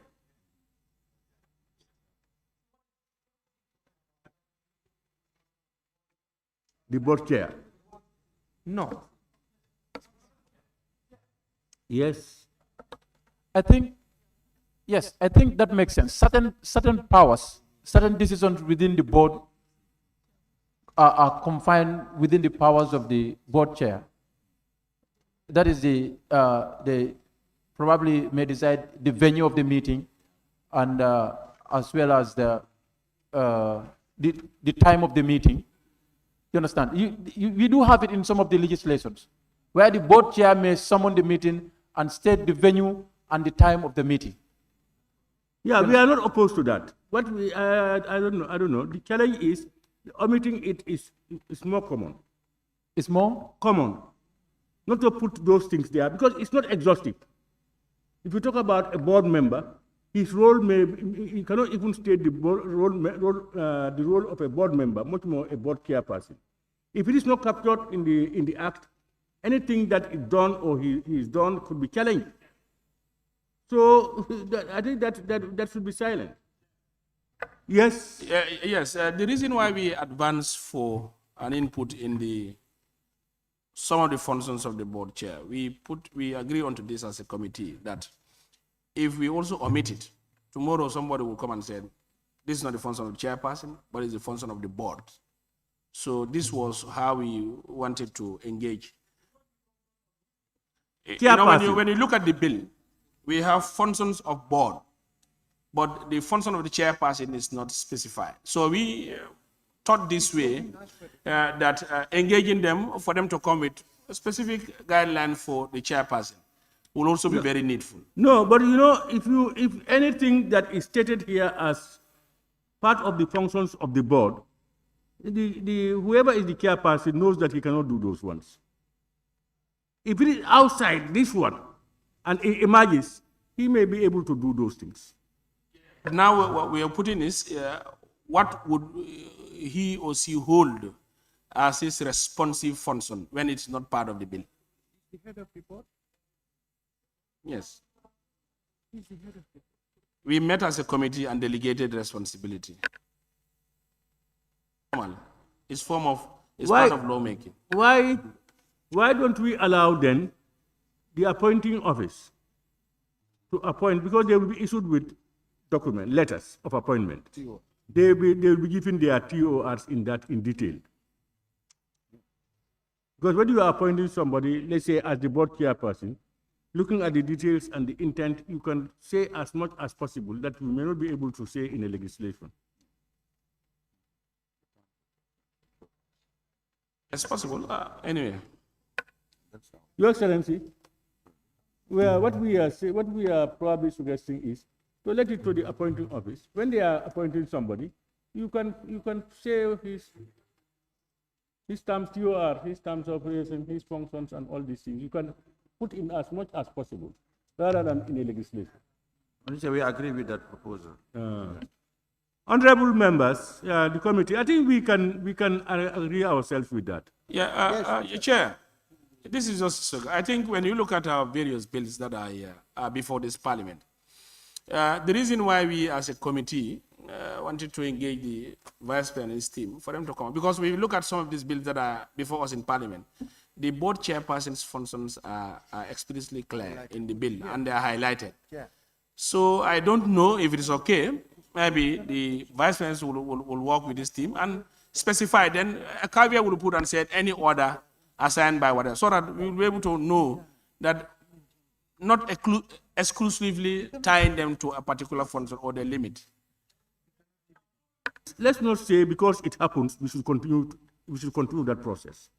We are to be analytical and see if we are doing something which has some side effects or any other thing. We should be bold enough to correct it and move forward.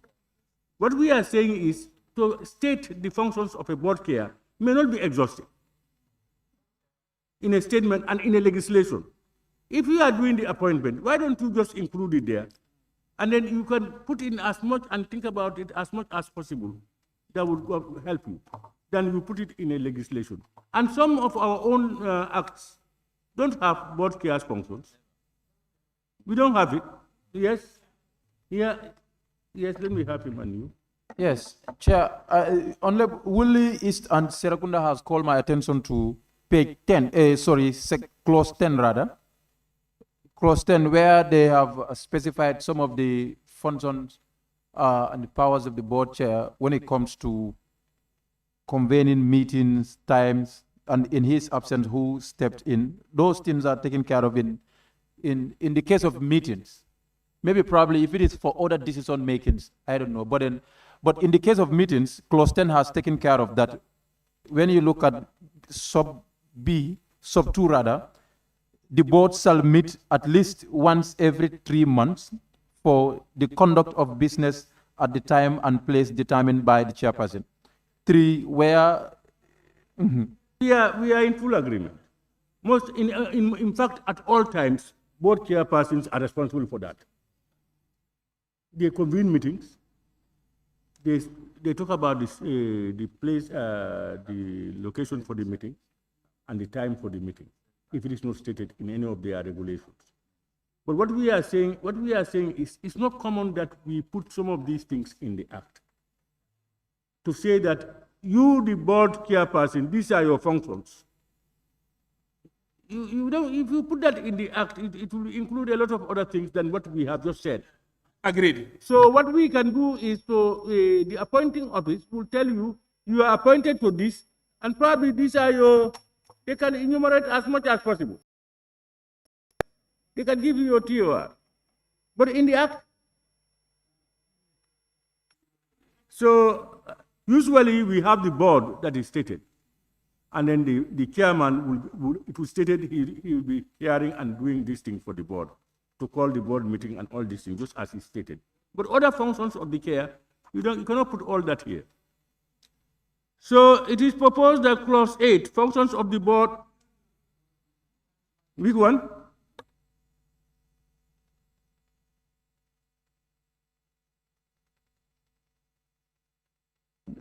Eight, no.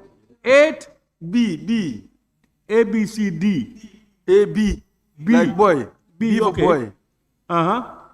Where it says oversee the activities of the center to ensure that the center perform. We say performs. That's the correct language. Performs its functions properly and effectively. Is voted on unless we No, rescind we it. have not voted on any of these clauses. Of course. We are just about to vote on it.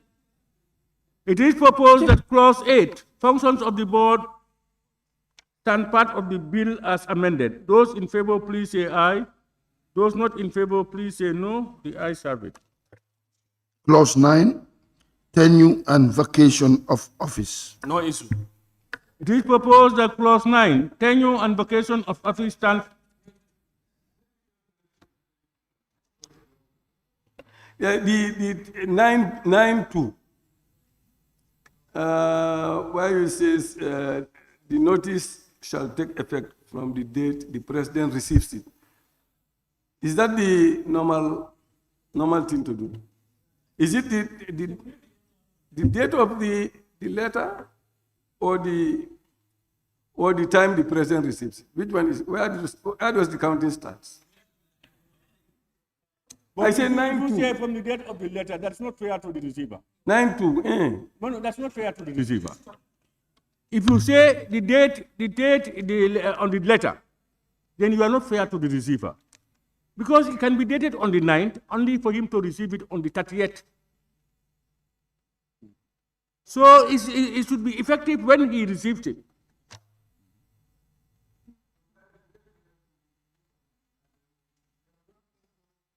No, you make so, you know, when you take a letter to somebody and it's acknowledged that it's in receipt, that is, he has received it. Yeah, he has received it. But you cannot put it on the date on the letter. You can put the date on the letter, it's left in the office for 2 weeks before it is sent. You cannot blame the receiver for that. It is proposed that clause 9, tenure and vacation of office stand part of the bill. Those in favor, please say aye. Those not in favor, please say no. The ayes have it. Clause 10, meetings of the board. It is proposed. Honorable Speaker. Yes. Yes, clause 10, meetings of the board. The committee proposed that this section start part of it with the following amendment. Suggestion is given. It is suggested that the drafters should explain the meaning of simple majority under subsection 5.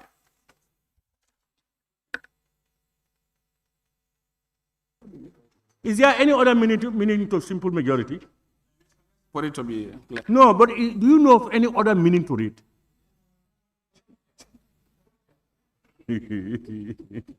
Yes, honorable member for Kiang West. The argument at the time is that when you call simple majority, this is when it comes to voting or decision making. But when it comes to making a quorum, you may specify a number to say this is the quorum. But when you say a simple majority, when it comes to quorum making, our thought was that when it comes to simple majority, it's about voting and decision making. So here, in the case of making a quorum for the commencement of a meeting, this was a kind of an argument, and we advanced and we request for an explanation. You are using quorum. He's talking about simple majority. But it is relating simple majority to a quorum. No, you know, when you talk about simple majority has, I think, one definition. But these are two. You cannot separate them. Where quorum. A quorum and the simple majority here. A quorum also is always half, a little above half. Whatever, anything above, a little above half is a quorum. But in a situation where you have, for instance, 11, you know we cannot have, it should be 5.5 or so, but we cannot have half. So the quorum for 11 is 6. No, but you know, in certain cases it's different. Like in National Assembly, the quorum for 12 committee members is 3. No, that is by our own standing orders. That's not, we created that. But that's not the standard. We said that in Parliament. That's our own. There are certain regulations that we apply to ourselves. It's not applied to any other person outside. Chair. Yes. Yeah, but let's look at this thing carefully.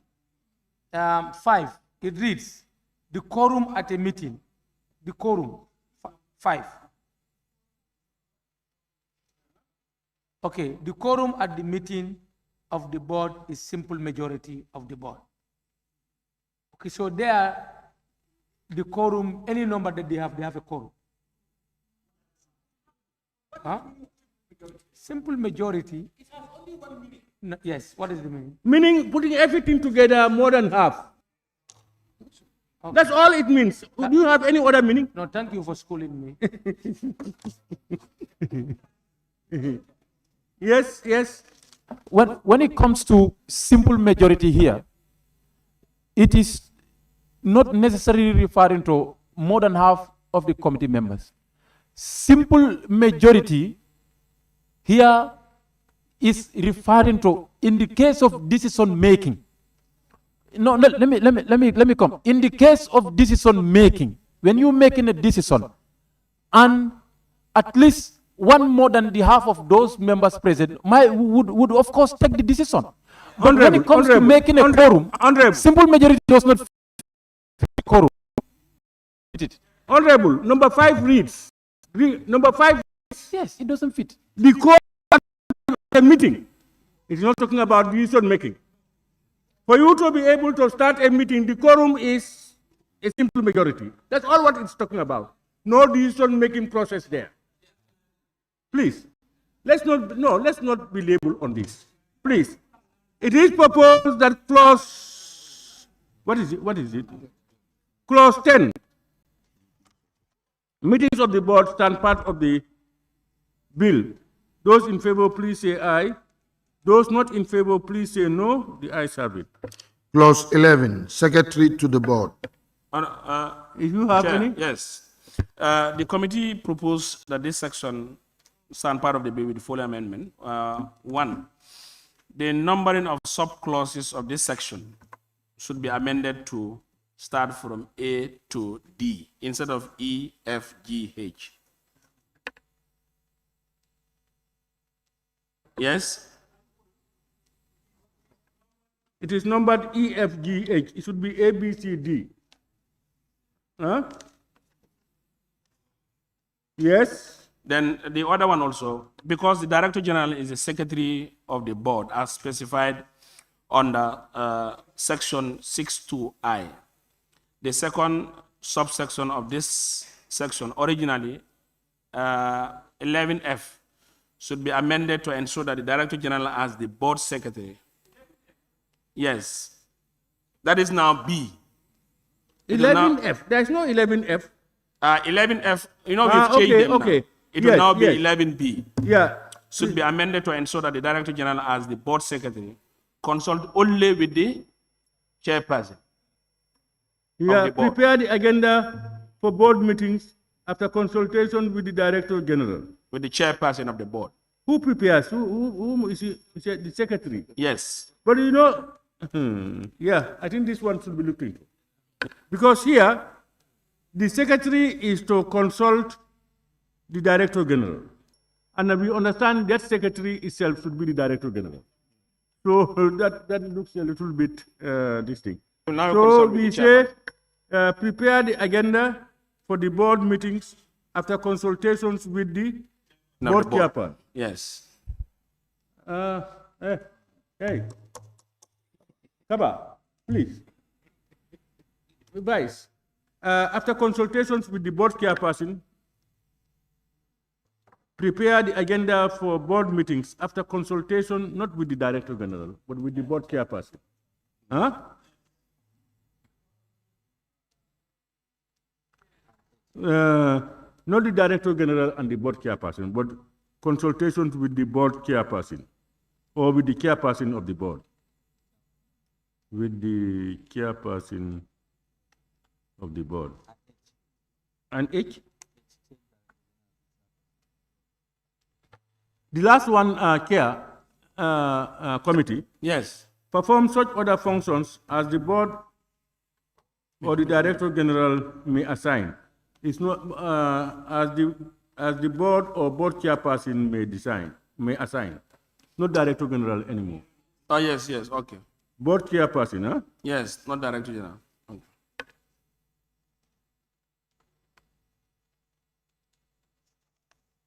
It is proposed that clause 9, secretary to the board, stand part of the bill as amended.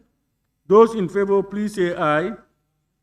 In favor, please say no. The ayes have it. Clause 12, disclosure of interest. Yes. You said 9, it's clause 11. Huh? I said, did I say clause? Yes. For safety, let me repeat it. It is proposed that clause 11, secretary to the board, stand part of the bill as amended. Those in favor, please say aye. Those not in favor, please say no. The ayes have it. Clause 12, disclosure of interest. Proposed. No issue. It is proposed that clause 12. Yes.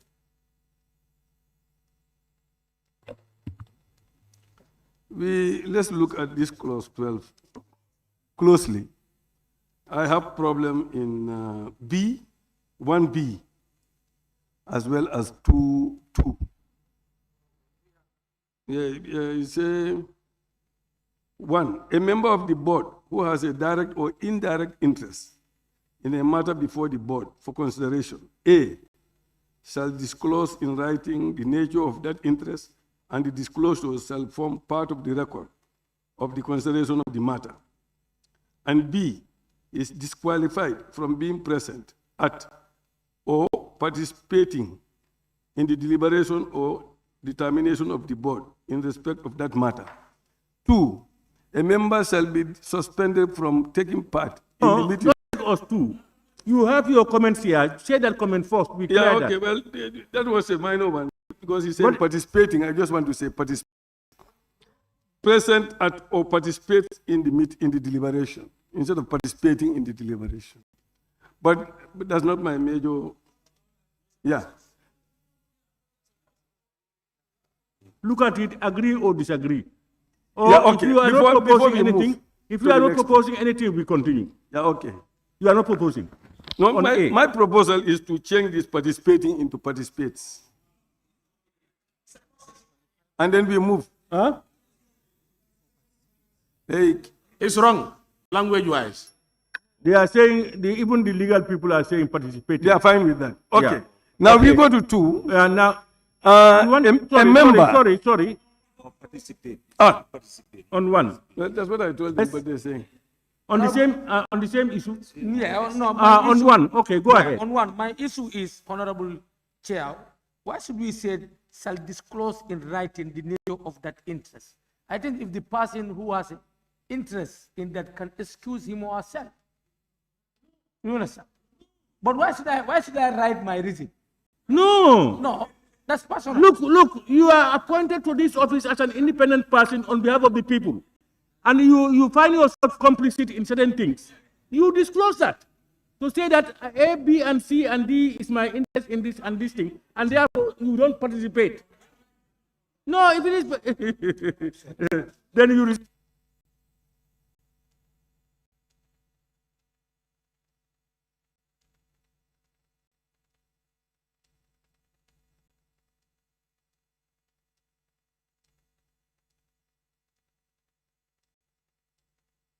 This is standard anywhere. Yes, but that even morally is correct. All right. B, can you continue? Yes, B, a member shall be suspended from taking part in the meetings of the board for 3 consecutive meetings if that member has an interest in a matter before the. I think this is interest in a matter before the board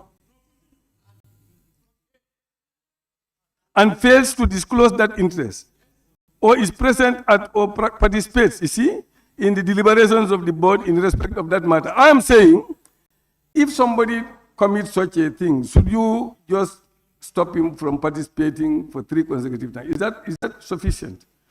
Because that could have been a serious reason why. You are saying that crime is so serious. Yes. That just suspending the person for 3 meetings is not enough. You are probably thinking of something else. And what is that proposal?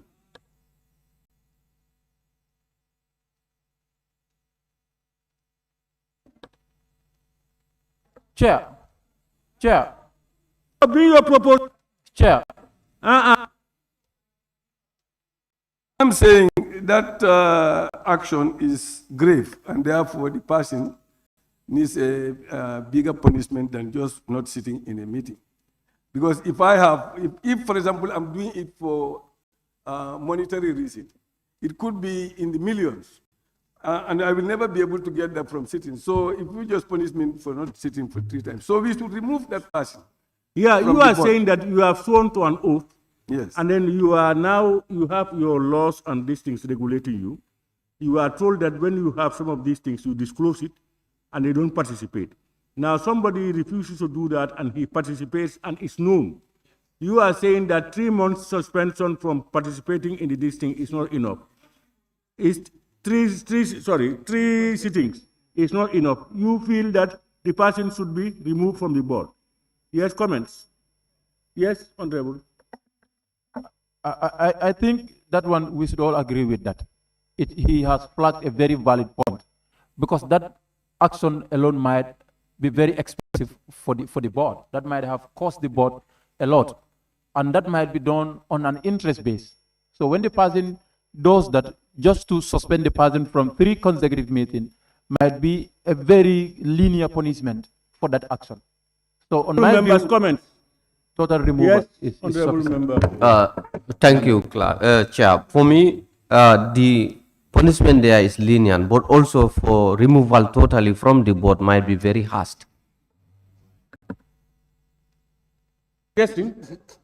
I am suggesting a punishment of increasing the suspension, the number of not attending meetings, the suspension to be increased than to exactly to remove him totally from the board. Thank you.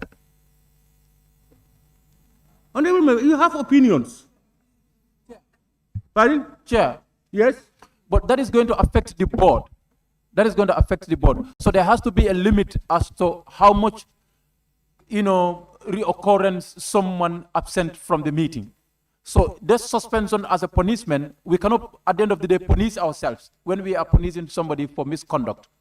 But when we punish the person for 5 consecutive meetings or more, that is, we are punishing the board, because the person's presence is to add value. So total removal and bringing in somebody, I think makes sense than, suspending for long. Yes, for me, 2 things are here. One, the suspension, and the other one will also be the removal. For example, how do you equate, this is about an interest that he shows, failed to declare his interest. And in that, how to call it, telling him or removing him from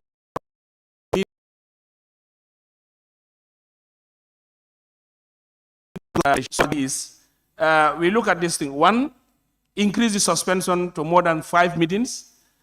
The other one, we add another to include and say, investigation will be mounted. If found wanting, then we can now come with a caveat of totally removing him. This is my suggestion. No, that may not be necessary because this one, before you can say he has failed to disclose the interest, you must have done an investigation. Before I can say Alimame has done A, B, and C, I must have investigated and get the facts to say that. So all these actions come after those things happen.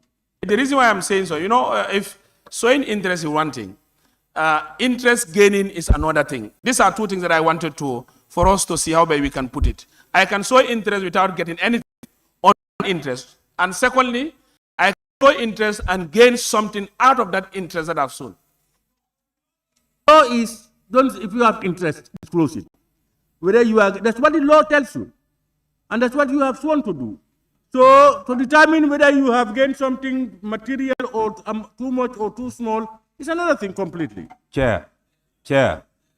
And we must be careful. Chair. Yes. Chair. Honorable Member for Janjambure. Thank you, Chair. Chair, I think it's important that we reflect on tenure and vacation of office, which shared 3 years, and suspending a board member for 5 consecutive meetings might take half time of what that individual should serve in that particular capacity. So as such, I want to advise that we stick on the 3 consecutive meetings, which might almost take about a year from the person's terms of office, or otherwise let the person be definitely suspended. Chair. Don't suspend him. Chair. You drop your gun. Chair. Serakunda. Yes, Chair. The issue of dishonesty as per this act is taken seriously because Clause 14, appointment of the Director General of the Center. A person shall be qualified for appointment as Director General of the Center if he or she, that's sub 3, and 3B, 3A, it states, has never been convicted of an offense involving dishonesty or fraud. And failure of disclosure of interest is dishonesty. So that person should be expelled from the board.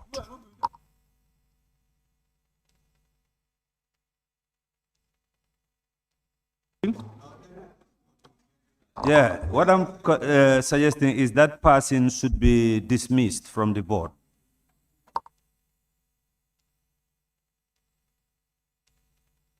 If you, let's put the two together. That's disclosure of interest 1, A and B against 2A and B. 1A and B talks about a member who has a direct or indirect interest in a matter before the board for consideration. A shall disclose in writing the nature of that interest and that the disclosure shall form part of the record of the consideration of the matter. Even with that, you have disclosed it, it's not allowing you to sit there. Still, and you have done that. And he says, is disqualified from being present at the meeting, present at or participating in the deliberation of the districts. You know, so when you have those two there, you are a board member, and then you flout those things. I think suspension is not a solution. I want to believe, if we look at it, if you know you do that, and it's found that you have done it, you should be removed from the board, and a more competent person will replace you. Yes, let's have Honorable Jimara. Okay. Thank you, Chair. I think we have deliberated on this extensively. My understanding is, as you rightly mentioned, anybody who fails to disclose your intention or your interest in the matter, that is a deliberate act. So anybody who does that, I think suspension should not be, that is so linear. It's a dishonesty. So what I'm suggesting is for us to go for removal of the person. Honorable Chair. Honorable Chair, this is like a non-board member sit in a meeting and takes part. It's just like that because it says you should not be take part, you should not even be there. So it's as equal as a non-board member being present in a meeting and taking part in that meeting. It's as equal as that. Opinion of His Excellency. Thank you, Honorable Chair. Actually, one of the bills that is already currently being discussed in cabinet on this clause is to expel them completely.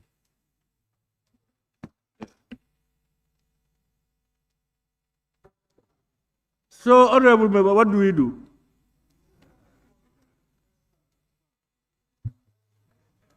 So it looks like we now agree that a member shall be expelled from taking,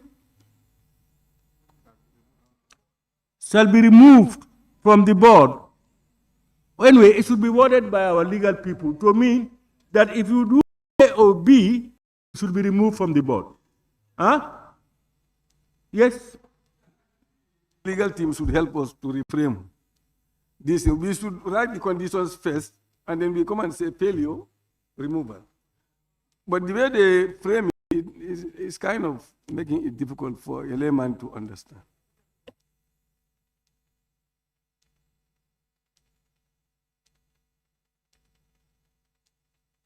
It's fine, but then the two should be, if you fail to do disclose, you fail to you participate, then the repercussion should come last. If you can frame it that way, that'll be fine.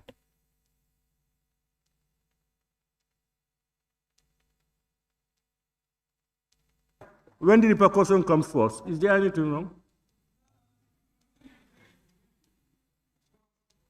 Yeah, it's the wording that made it clumsy. Anyway, can you help us reframe? Meanwhile, we will continue. When you are ready?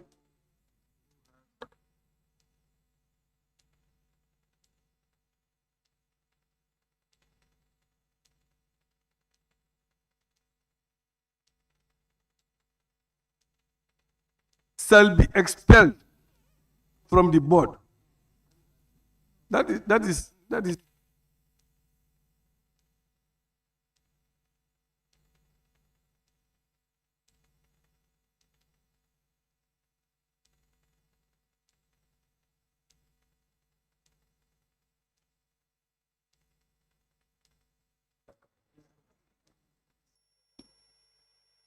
Two. Now it's no more 2A. A member who has an interest in a matter before the board and fails to disclose that interest or is present at or participates in the deliberations of the board in respect of that matter shall be removed from the board. Huh? We are fine.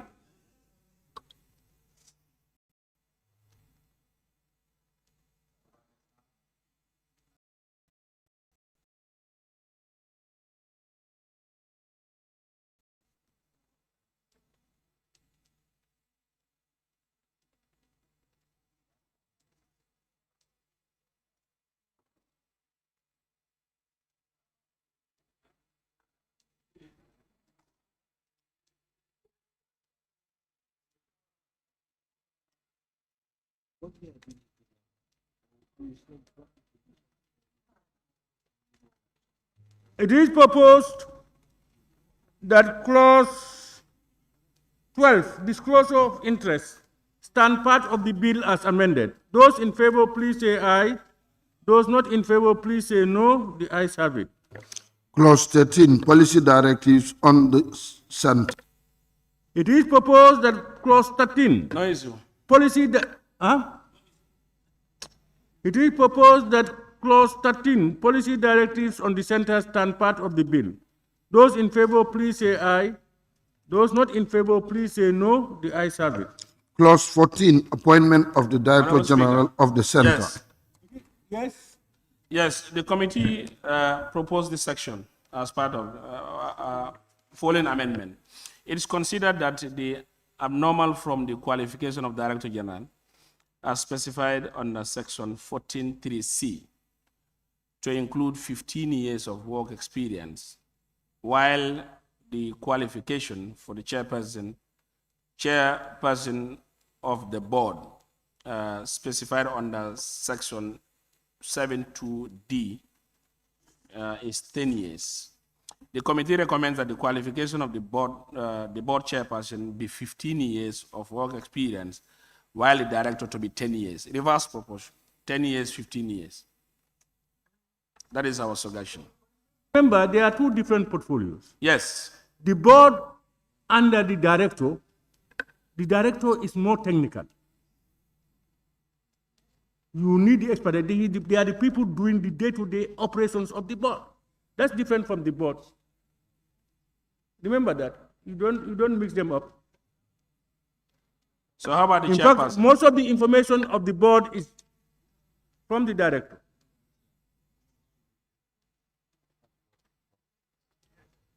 So let's the board chairman and the board, they are the boss. Yes, but the operators and the technical this thing is the people, the workers down there. Be careful. Though you need people who are seasoned in the area to be able to be effective. Honorable, are you hearing me? Yeah, I think let's if you are to be Director General, he's the brain and everything of the institution. Don't worry, the board chairman is his boss, but he's more powerful in terms of operational mechanisms in the board. Huh? If you think it is too much for 15 years, you can bring it down to 10 years, at least 10 years, instead of at least 15 years. Yes, Honorable Member for Janjambure. Speaker, yes, I want to suggest that we peg it to 10 years and also give young administrators the opportunity to apply for such a position. Always remember, some of these positions, age may count. Age counts a lot. Very well. Young administrators should also learn on the ladder until they are well seasoned. Youth empowerment, you should be, yes, Sami. Thank you, Chair. I think maturity also counts a lot. Despite that you have the experience, but the maturity is also very, very important.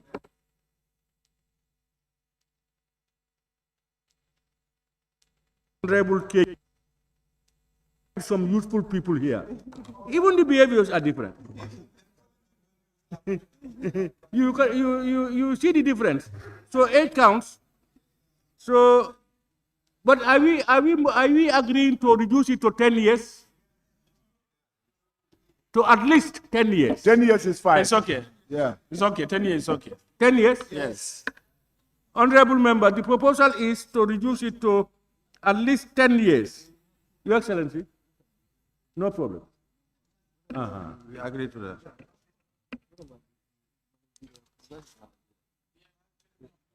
Instead of has 15 years of work experience, it will be has at least 10 years of work experience. Hey, hey, the thing here is we are removing 15 to 10. So we have has at least 10 years of work experience. Yeah. What is that there? 5 years in money. Yes, okay. Yeah.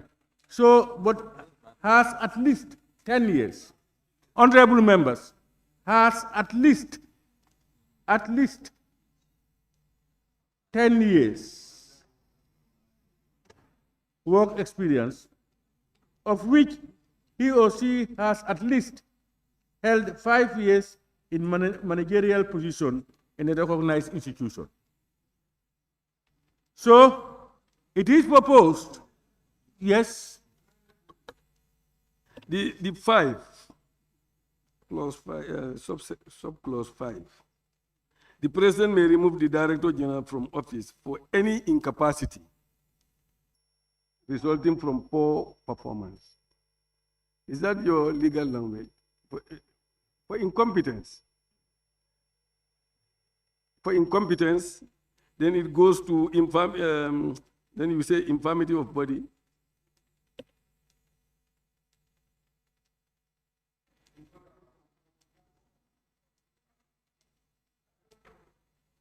Yes, I understand what you're trying to put.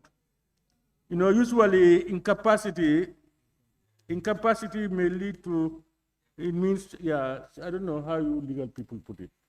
We tend to put two things together. Is it okay? That is number 5, 14.5, sub 5.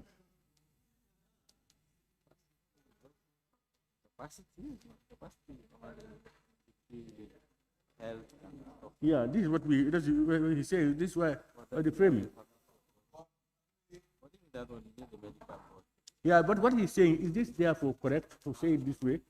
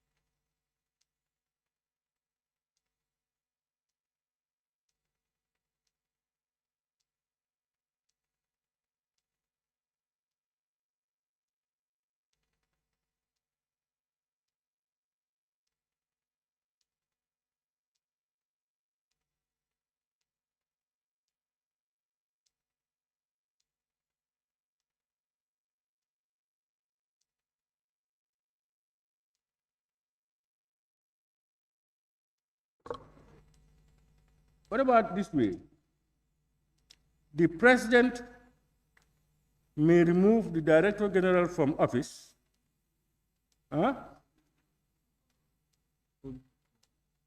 for inability to perform the functions of his or her office, whether from infirmity of mind or body, or from any other cause,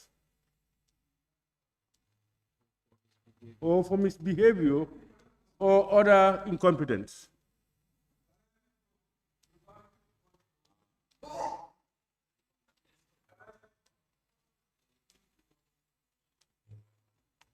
Even incompetence. 14.5. It should be arising from infirmity of body. Yeah, arising, you mean inability to perform the functions of his office. Yeah, arising from infirmity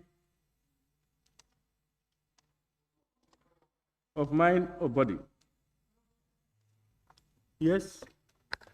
Incapacity results into poor performance is as equal as inability to perform your functions as you're supposed to. There's no difference in that. Your inability to perform your expectation, your duties, is incapacity to produce performance. It's just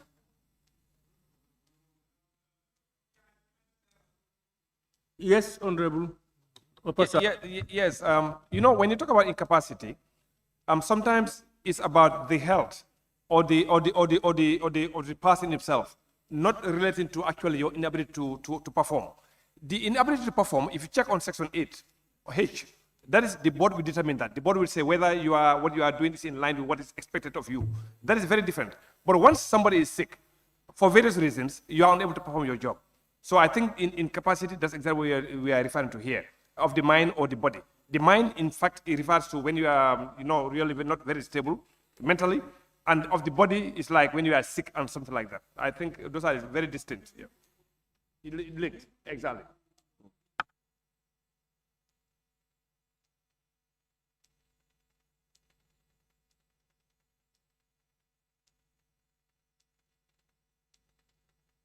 Says the Director General from office for any incapacity of mind or body resulting to poor performance, probably, because you cannot say from poor performance. Because if you are gauged to have some mental problems or some other problems, body or mind, that affects your job, you can be removed. I think that's what that's what they're trying to capture here. How do we put it? Because usually, Speaker, in our legal instruments, it's found in many areas, and there is a way that they put it. Why should we put this one differently? Yes, Honorable Speaker. Yes, With your permission, Honorable Speaker, as you have rightly said, most of the legislation is just to do with your mental health being. But what we have realized is that all of this legislation did not cater for poor performance. You can be of sound body and mind, but you are not performing. This is what we want to introduce there. Inability to perform is like you are healthy, you're of sound mind, but you cannot deliver as expected. Yeah. That's it. This is Excellency. So it means from office for any incapacity resulting from Like I said, the other part has been dealt with. I think most legislation, that's what you have. That is why the medical board has to determine that. All right, but if you are not performing consistently, you are underperforming. You can be removed. You should be the president should be able to remove you. This is what we are saying. Okay. Are you following? Yes, Honorable Serekunda West.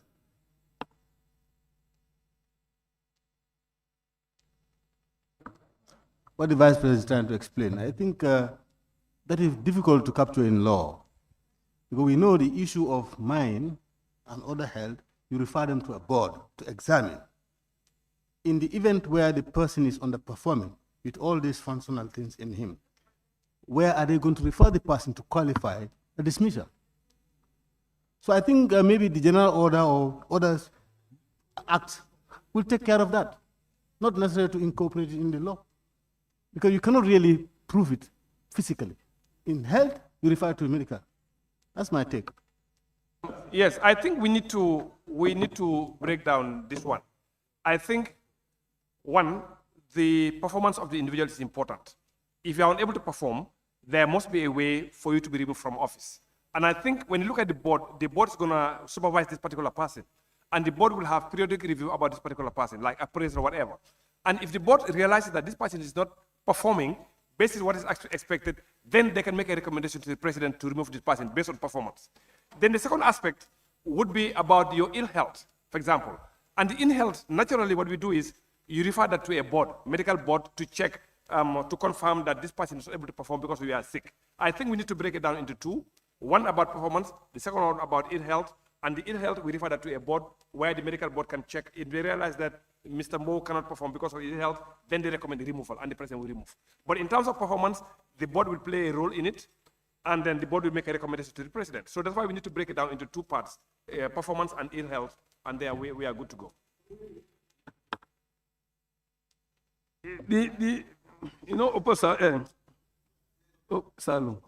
Opposite is yes. I'm saying the member is saying the board will decide, but we should be, if that is going to be there, it should be an independent body rather than the people working with the person.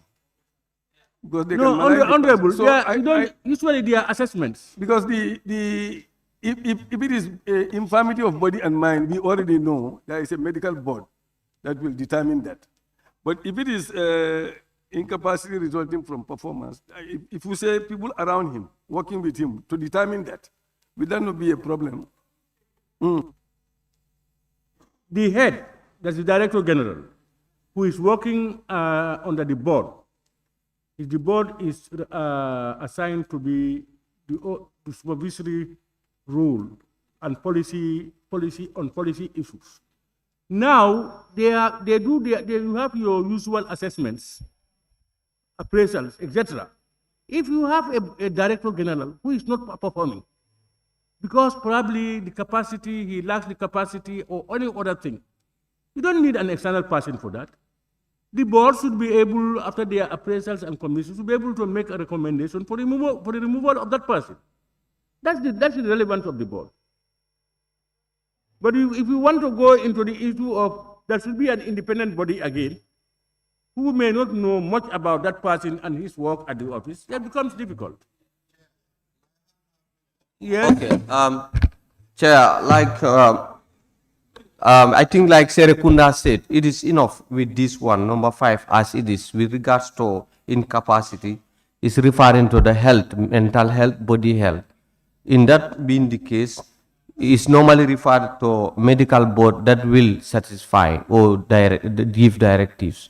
But with the inability, that one like he mentioned, we leave it to the board of directors to determine with their policies and their evaluation mechanisms. They will realize whether this man is capable, is able to deliver or not, and based on that, they can recommend for him to be sacked.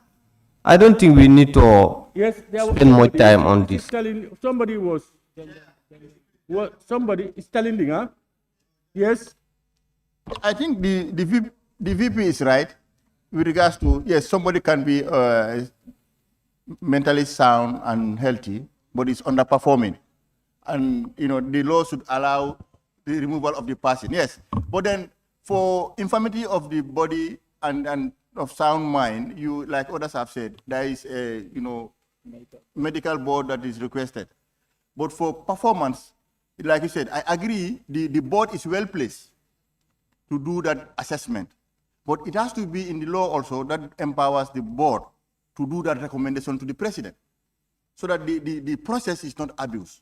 So for me, if the board should recommend to the president for that removal, just like in the cases we know about infirmity, who does that, then the law also should state that in terms of the removal because due to poor performance. That's my take on that.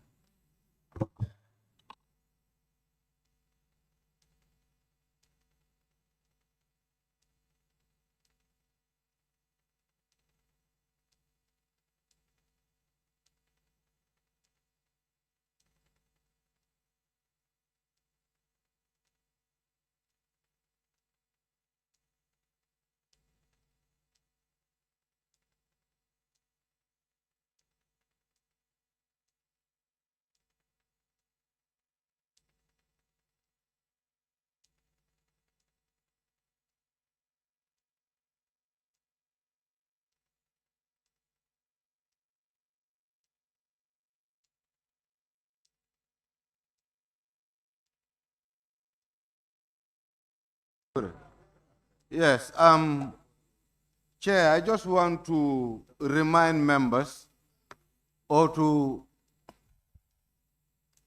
want to revert back the mind of the members that if you look at appointment 14.1, I read, it said, the president, after consultation with the board and the PSC, shall appoint a director general for the center.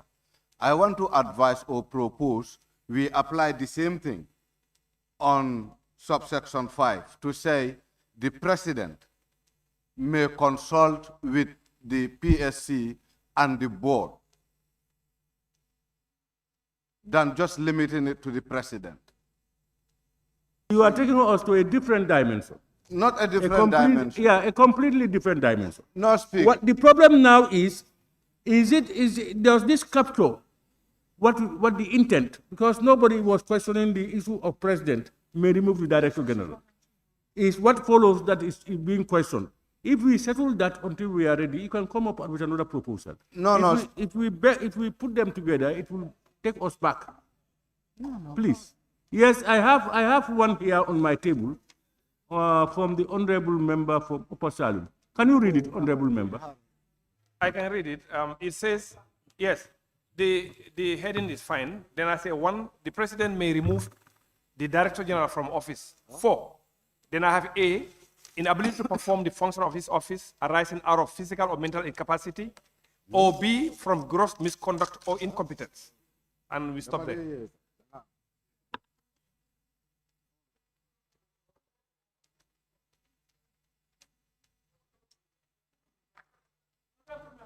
Hadim, can you say it again? Actually, I pull it from the Anti-Corruption Act that we dealt with here, word to word. It says the president may remove the director general from office.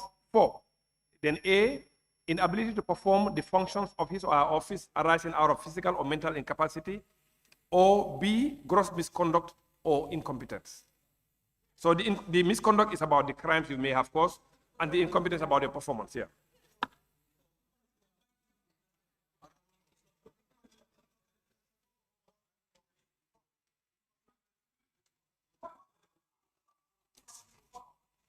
Honorable members, this proposal came from who? Willie East. Are you satisfied with this one? Not maybe. You are either it's good for you or not.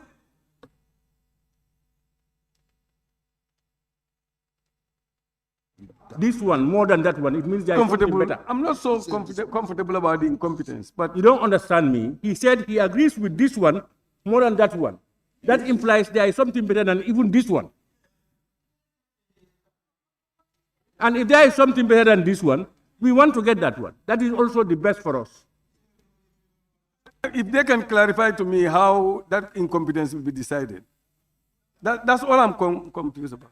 I can explain. If you look at the functions of the board, let me go there. On section 8, I think it should be 8, hold on. Let's check. I think just check 8H, I think. 8H, check 8H. Hold on.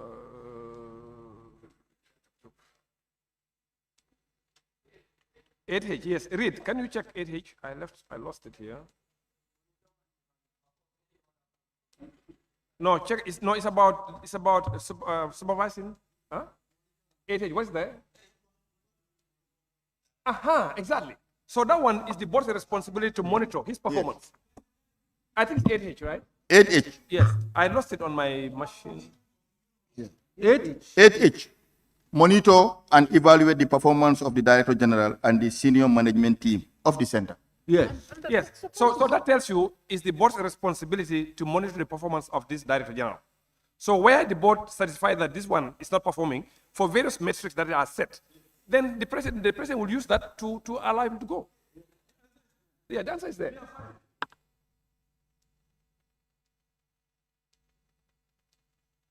Yes, Honorable Speaker, yes, we are fine with that. Like I said, our concern was that normally the legislation does not have anything in terms of poor performance.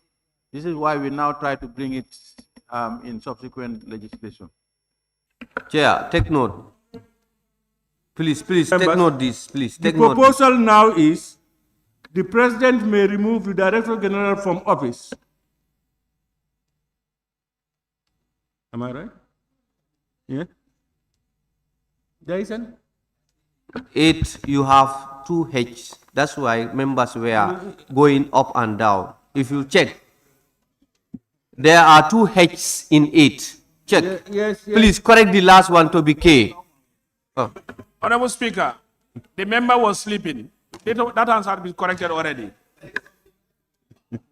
Corrections are done long time. No, corrections are done long time. Hyena and Rabbit, please.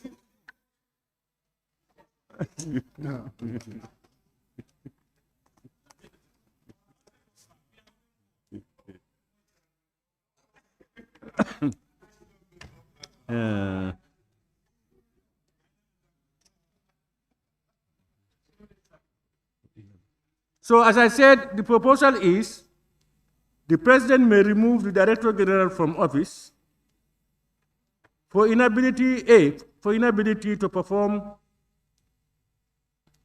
the functions of his the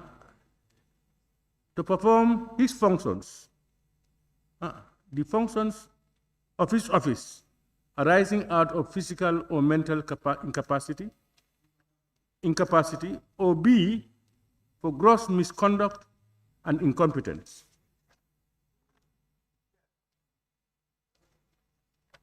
Yes, Honorable. I had a suggestion wherein you start stating the clause as the President shall remove the director in consultation with the board, because these recommendations are to come from the board itself. So he has to be in consultative with the board. But if it is just stated as it is, where is he sourcing his recommendations? Where is he proving his recommendations on that dismissal or termination?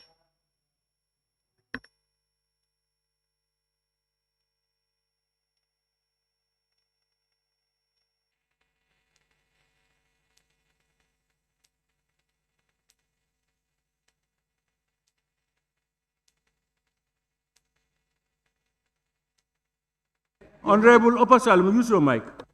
Yes, what I'm saying is, you do not expect the president to remove a person just like that without any evidence. And no, wait, just listen what I'm saying.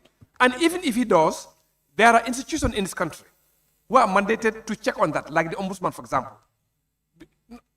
No, that's why we have those institutions. So you would expect the president would follow the due process to ensure that you remove somebody because of for lack of performance. But where would the president get that lack of power from? It's from the board. It's automatic. We can add it, but for me, I think it's not necessary because it's automatic here. Chair, this one. It's Talindi. Chair, he gave it to Talindi. Ask. He said Talindi. We all raised up. Why, Kiam?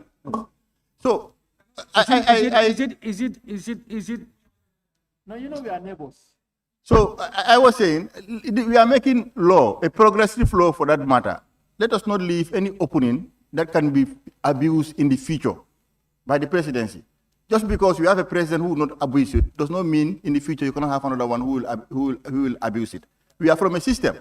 So let's close all possibility of abusing that position. So what I'm saying, just like he's saying, we have to put something that, because if it is incompetence or poor performance, like the VP is, in fact, I'm in line with VP for insisting to put poor performance instead of incompetence. But it should come from the board. The board should recommend that the director, is incompetent or is underperforming, so that the president, uses that. So let's say in the case of poor performance, the board shall recommend to the president for the removal of the director. Something like that. But if you put it like, who measures competence now? Because who measures incompetence? Who measures the performance? It's the board. It's the board. So they should play an active role in this removal in terms of performance. Let it be in the law. Don't agree, just agree. Let it be there. I like the go 2 steps, 3 steps backward, 2 steps, 3 steps. We are not progressing. Now, the issue at hand now is people want it to be regulated, meaning to have, instead of saying the president may remove, they want to know that the president may remove based on certain things. Is it in consultations or following recommendations? Listen, my friend. And you are mostly wrong. So when people are talking, you listen, and then we'll give you floor, you also talk. No, you are mostly, that's an opinion I'm expressing. I am always, most of the time, I'm the one overseeing and caring, and I see that most of the things you do, you are wrong. Not me. You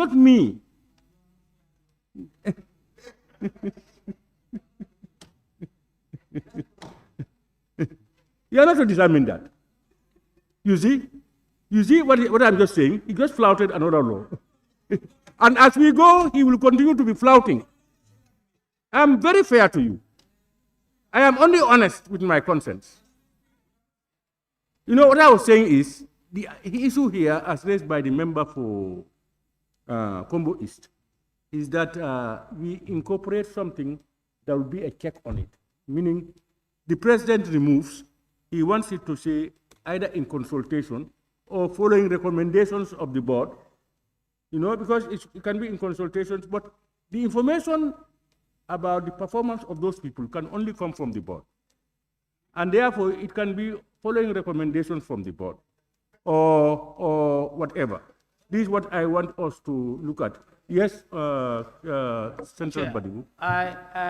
Honorable member of Combo is suggested that in consultation with the board. So in consultation with the board or in the from the recommendation from the board, that's what we want. We want it to be in consult. Is it in consultative or the recommendation? Babula jurola jurobula bala, it's all the same. No, we must take one, and they are different. Yeah, you now, that's what we are looking for. You come with a proposal. Consultation with. That's what you want. Very good. Yeah, you want in consultations. Yes, Sami? Thank you, Chair. I also abide with what the member for Combo is said. It should be in consultation with the board rather than the president alone. Kiam West. Honorable Chair, in consultation is different from recommendation from the board. They are very much different. So if they want, if the intent of their amendment to ensure that it's not abuse, it is the best fitting one is from the recommendation. It's from the recommendation.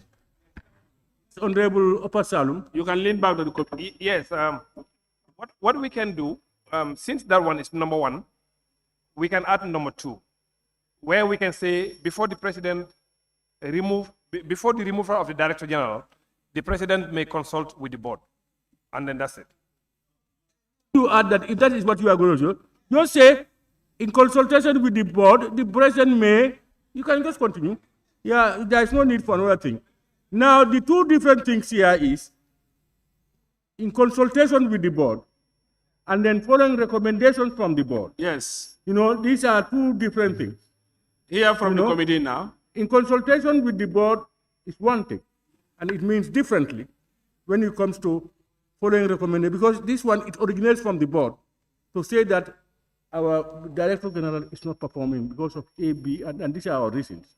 And then the president now may look at it and say, I'm removing him or not removing. The other one is in consultation with the board. It can emanate from the president.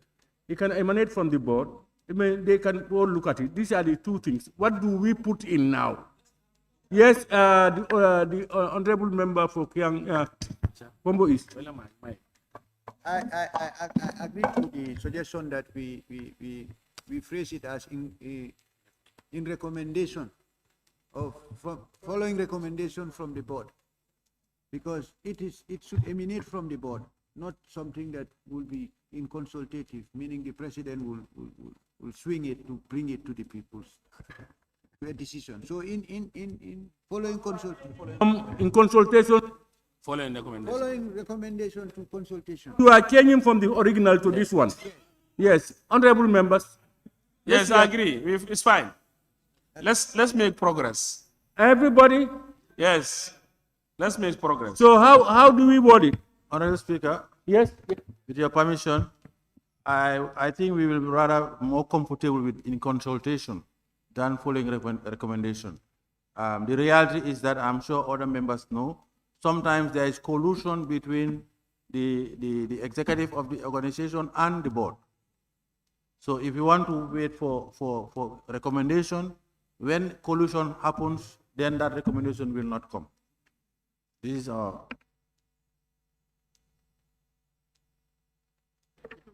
Honorable Chair, this one. Yes, Kiam. This one, the Vice President, His Excellency has not put this one very well. What might cause that? But what we do know is that the board is the oversight body on the Director General. They appraise his performance, they owe her performance and the entire directorate. So if that director is not performing, so the removal of that director general should emanate from that board. Should emanate from that board to tell the president, because they don't have the power to remove, but they should be able to recommend based on the poor performance and send to the president, and the president removes. Yes, I think you've said that very clear, and I think we almost agreed on that. But what's happening is, if there is connivance between the director general and the board to the detriment of the institution, and it comes to the notice of the president or any other person or the minister, what happens? You know, none of them will report that. None of them, the director general will not go and report that. So that is what, honorable members, that's what the vice president put up for us to look at it. Yes, honorable member for Woolly East. Chair, the normal thing we are used to is that if the president wants to appoint, he consults the board.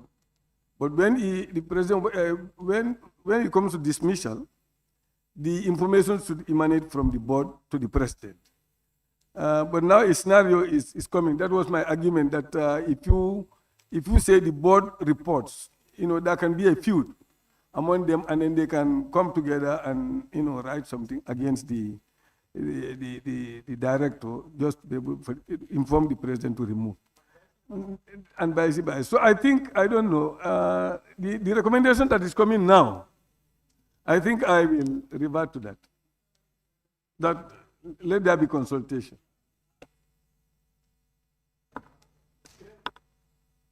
And most of the bills that we pass here, now we give the president the power to appoint. And we said those powers are constitutional. If I learned in the morning, somebody made mention of that. Now he has the power to appoint. Now, but we said in consultation. Okay, now the power to remove also, there has to be, consultation. Do you understand? To make it balanced. But if you said now recommendation, all the laws that we pass here, usually we say in consultation. Of all sides, that the fear of the president removing somebody competent, etc., without checks or based on nothing, or to the institutions also complying to do something to mislead people, and they will not report each other. All right, and it is also possible that the board can be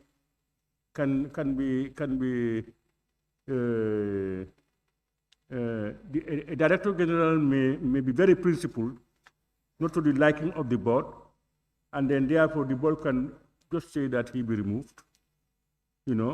Equally, the board and the director general could be so close that they can be doing things bad, and they will never report each other for that. And then how would somebody intervene to remove them? So why don't we now use just in consultation so that both sides consult each other? How does president knows about that before he or she consults? That's why consultations. Now the board can now go and consult the president and tell him, for instance, A, B, and C is happening. Or if the president hears something also, he consults the board and say, I understand A, B, and C is happening, and the two will work it out. Let's compromise and move, because this one. So the wording would be, the president in consultation,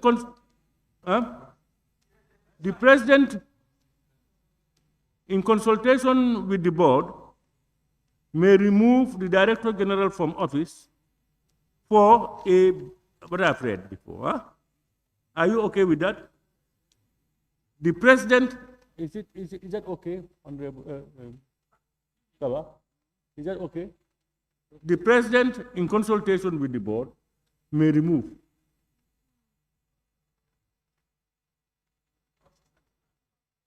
Huh?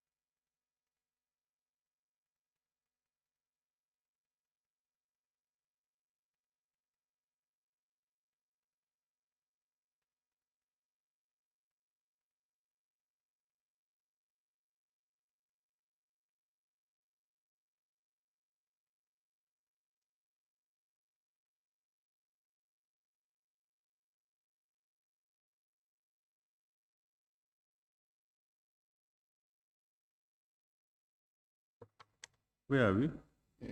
14.5. 14.5 should now read, the President, in consultation with the board, may remove the Director General from office for A, inability to perform the functions of his office arising out of physical or mental incapacity, or B, gross misconduct or incompetence. Well, yes, can you help me? His or her office?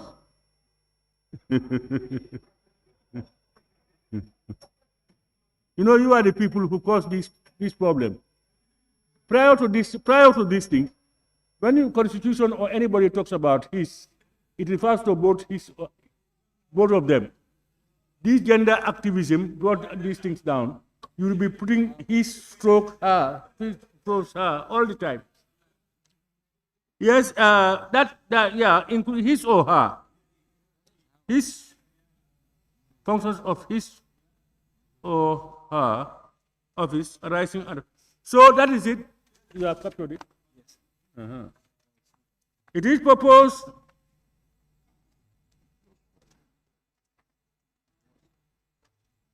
It is proposed that clause 14, appointment of the Director General of the Center, stand part of the bill as amended. Those in favor, please say aye. Those not in favor, please say no. The ayes have it. Clause 15, functions of the Director General. It is proposed that clause 15, functions of the Director General, stand part of the bill. Those in favor, please say aye. Those not in favor, please say no. The ayes have it. Clause 16, directors and unit heads. It is proposed that clause 16, directors and unit heads, stand part of the bill. Those in favor, please say aye. Those not in favor, please say no. The ayes have it. Clause 17, other staff of the center. No issue. It is proposed that clause 17, other staff of the center, stand part of the bill. Yes? Let me raise this because it's clause 17.3. 17.3. No, 17.2 A and B. Notwithstanding subsection 1, other staff may include such officers as may, upon request by the center, be moved on secondment or transfer from public enterprises. And B, such public officers as may, upon request by the center, be moved on secondment or transfer from state organs. So,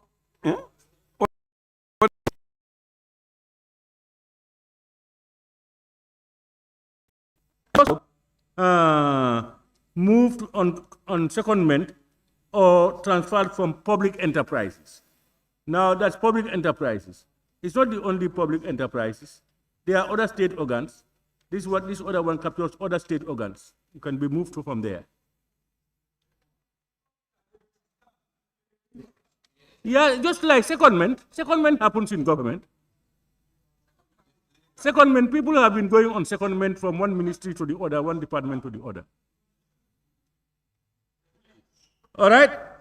It is proposed that clause 17, yes? Yes, on the 17.2, 2A, if you look, secondment to be or transferred from public, the public is spelled wrong. Public enterprises. Hey, my eyes are good. Hey. Yeah.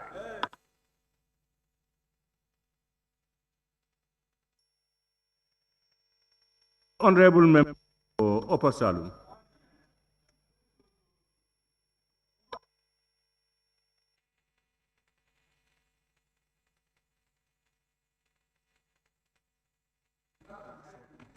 Part-time officers.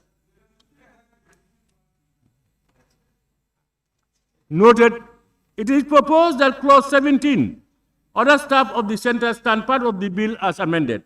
Those in favor, please say aye. Those not in favor, please say no. The ayes have it. Clause 18, submission of report. Honorable Chair. Yes, please. Yes, submission of reports. The committee proposed the following amendment. One, the board shall refer all reports to the National Security Council for review before submission to the Early Warning Directorate of the Community Commission. That's the committee proposal. What do we have? The Vice President, a quarterly report in respect of the activities of the Center for the former's consideration and for the latter's information. To the board, not later than 10th day after the receipt of the report, referred to in subsection 1, shall consider the report.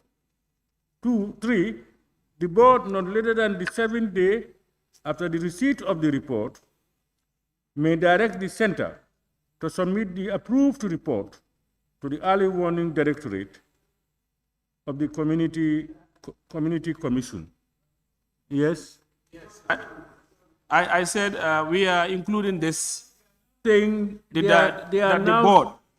board shall refer all reports to the National Security Council for review before submission to the Early Warning Directorate of the Community Commission. 2, that the daily situational report of the Mechanism Coordinating Center, NCCRM, to be submitted to ONS under the Security Information and Operations Center for better coordination of security and crisis response.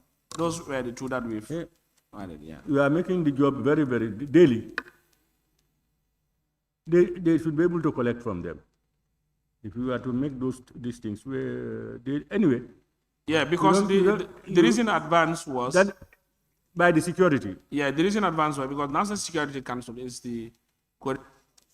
we want them to take the lead of all these issues. That's why we've added these 2 there. It has some other elements other than national security. Yes, so what we are saying is they can get information if they want to get information. If we are talking about a daily reporting, that is not easy.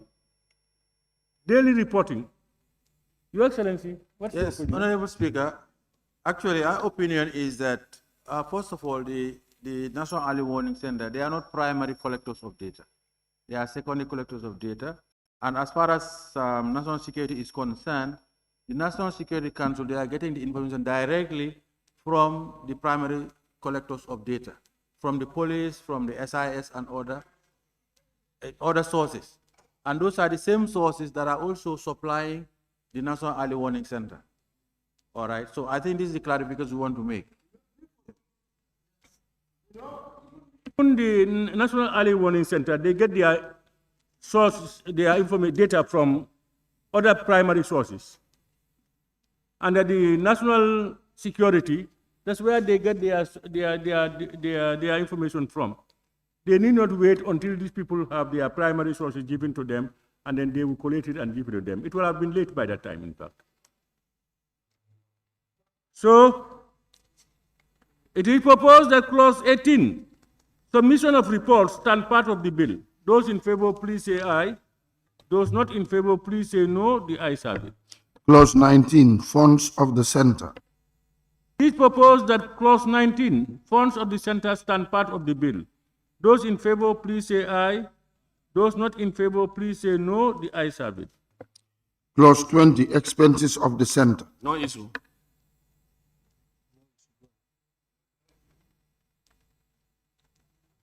It is proposed that clause 20, expenses of the center, stand part of the bill. Those in favor, please say aye. Those not in favor, please say no. The ayes have it. Clause 21, estimates, accounts, and audit. No issue.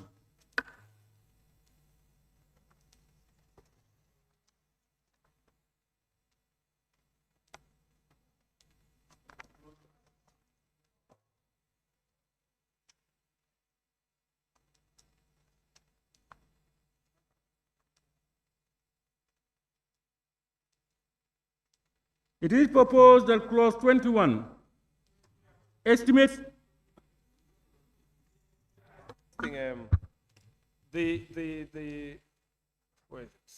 This number 3, the center within 2 months after the end of the financial year. That within 2 months. That is abnormal. The law is saying actually within 3 months, if you want to provide, except for central government. Central government is 6 months, but for all other institutions, it's within 3 months. So I'm not too sure why we have 2 months here. If was there any explanation? Why? On number 3. Yeah, 21-3. Yes, within 2 months. Yeah, that's abnormal. Normally it's 3 months, yeah. Yeah, so I don't know if there's any specific reason. Maybe, I don't know. No, but this is submission to the Auditor General. It is. You know, if you remember, those 3 months are for the National Assembly. Yes, Chair. Yes? Yes, I think 2 months is okay because this is administration. Yeah, because institutions that are to submit to the National Assembly, they do so It's all within about 3 months administration. after the end of the year.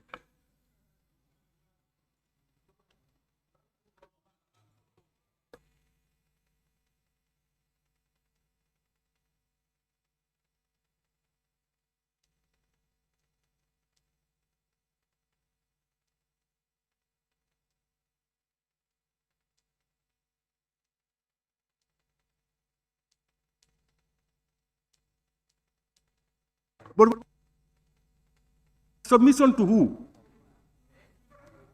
To the Auditor General. What about to the National Assembly?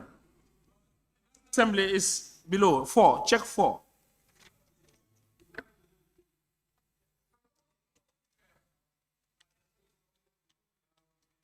For that of National Assembly, 4 will, I think, will take care of that. Different types of submission of accounts to the National Assembly. You know, accounts that form part of the Auditor General's accounts are there. There are some accounts that you get audited and then you send it to the National Assembly. Yes, but you see, this one is actually talking about the statement. If it was part of the Vice President's office, which is also, you know, they have their own BE now, and the auditor account is actually, you know, is centralized for the government, then it's no issue. But the moment you separate it, that they prepare their own accounts, then we have to go by the law, and the law says 3 months. Because you don't expect, for example, other institutions under the Office of the Vice President to prepare accounts and submit to the Auditor General. But if you indicate it here, then it must go by what the law says, and the law says 3 months. Honorable, I think here, if they say 3 months, like the law is saying 3 months, and then administration-wise, it's before 3 months, I think it's fine. What matters here if it goes beyond 3 months? No. Because see, to prepare accounts takes time. Because there are a lot of things that goes behind the scenes. Because at the end of the day, they're all under the same BE. Like they don't have their own budget entity. They're under the Office of the Vice President. And at the end of the year, certain things actually has to happen before you prepare your own account and submit. And then because when you prepare it, you know, it takes time to prepare. So if you reach the time frame, and you see the reason why they put 3 months is for good reasons. Because that would give you time to be able to ensure that whatever you are preparing is credible. You prepare a credible account and then submit. If you shorten it, within the 2 months. If you are able to prepare before the 3 months. No big deal. No big deal. If you are able to prepare even within 1 month. Exactly. So it's about administration. No, but when the law says 3 and you're able to do is 2, is fine. But the issue is if the law says 3, you want to make it 2, that's where the issue is. If they are able to finish by end of January, that's no issue. But the problem is if you cap it at 2 months and something happened and they're unable to do that, they'll be going against the law. So I think the best thing is let's be consistent. The law says 3 months, let's allow you to do 3 months, except central government accounts. Yeah, but you are seeing sometimes people are going beyond 3 months. And what happens? Let's look at it. Let's look at the whole thing. No, people are going beyond 3 months. Honorable, let's look at the whole thing. 21-1. The center, honorable member for Upper Salon, can you read it? The center within 2 months after the end of the financial year. 21-1. 1, okay. You read 1, 2, 3, 4, and 5. Okay. The center, not later than 3 months before the end of the financial year, and submit to the Vice President for approval estimates of the income and expenditure of the center for the ensuing year. Yes, this is about the budget we are preparing. Yeah, this is about the budget. And then 2, the center shall keep proper books of records and accounts of its income and expenditure and prepare a statement of accounts for each financial year. We mean they are required to prepare a financial statement. Then 3, the center within 2 months after the end of the financial year shall submit its statement of account to the Auditor General for audit. Instead of end of March, end of February. Exactly, yes. It's end of February. All right, go ahead. Then 4, the audited accounts of the center and the Auditor General's report of those accounts shall form part of the Auditor General's overall annual report to the National Assembly. And then 5, the financial year of the center shall be from January to December 31st. So this is exactly what I'm saying. My disagreement with you is that I know the law is saying like 3 months. Like for me being the administrator, I'm the one administering things. I can put a deadline of like 2 months. In case they did not report, the extension now of 1 month to meet the deadline would be okay. We have seen reports where people are preparing reports. What the member is saying is that if we are given 3 months, you, the administrator, can give 2 months. 2 months. Or 1 month. And so that you will meet the deadline. Yes. But if law gives you 2 months, you, the administrator, cannot extend that. Exactly. Because in fact, all the acts of parliament we have dealt with, they say 3 months. That's what he's saying. Yes, Yeah, Chair. all of them, yeah. Chair. Yes. Yes, as per the committee, I think let's make progress. These are very straightforward thing. Let's agree for 3 months and we move. Let me hear the comment from His Excellency. Honorable Chair, I think we are okay with that. 3 months. So, honorable members, instead of the center within 2 months in sub 3 of 21, it should read within 3 months. It is proposed that clause 21, estimates, accounts, and audit, stand part of the bill as amended. Those in favor, please say aye. Those not in favor, please say no. The ayes have it. Clause 22, annual report. No issue. It is proposed that clause 22, annual report, stand part of the bill. Those in favor, please say aye. Those not in favor, please say no. The ayes have it. Clause 23, sub-regional cooperation. No issue.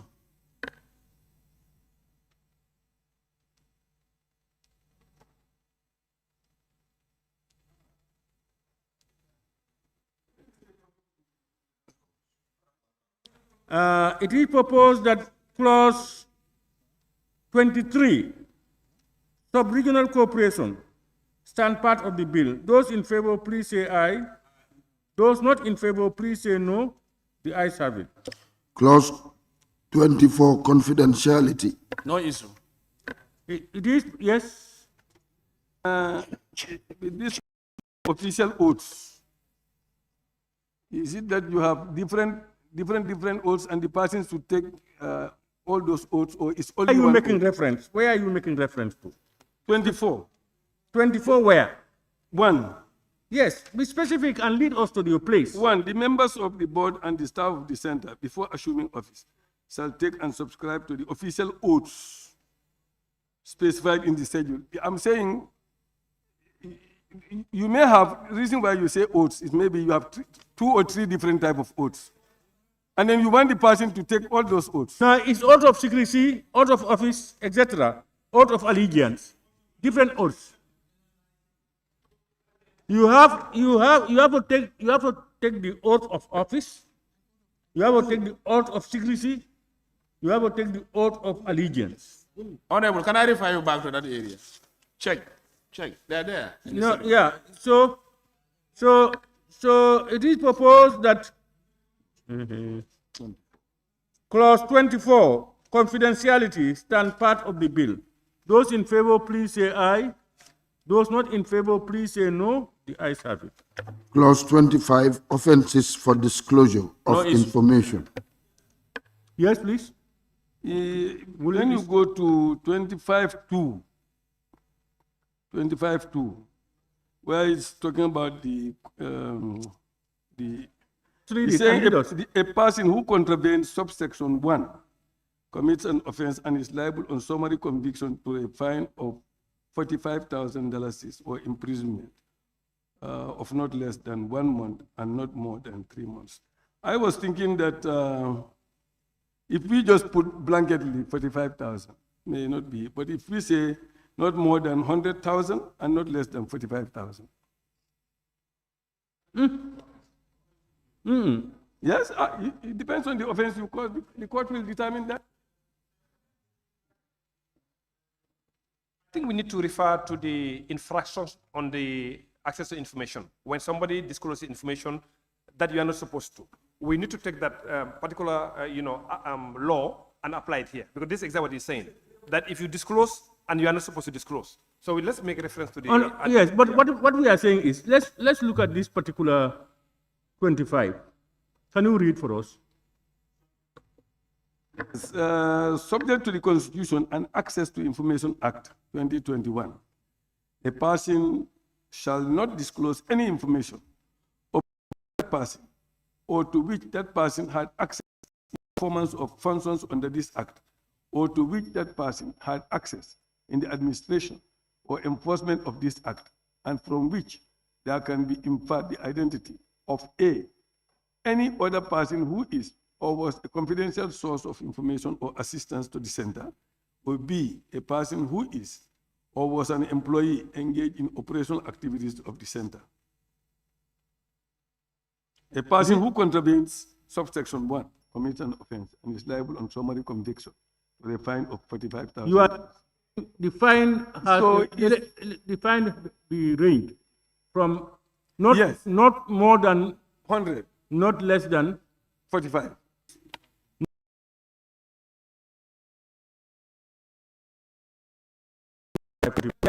That fine should increase.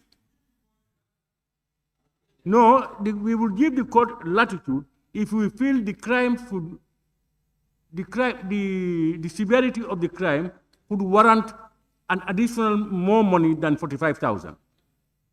But is that so?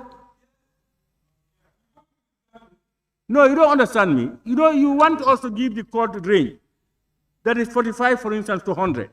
That is depending that we know that there could be a crime that could go up to 100. Otherwise, we will not give the discretion to the court. So that's what we are saying now. For this crime, do you think it can range up to 100,000 for the crime? I'm not saying it's serious or not serious.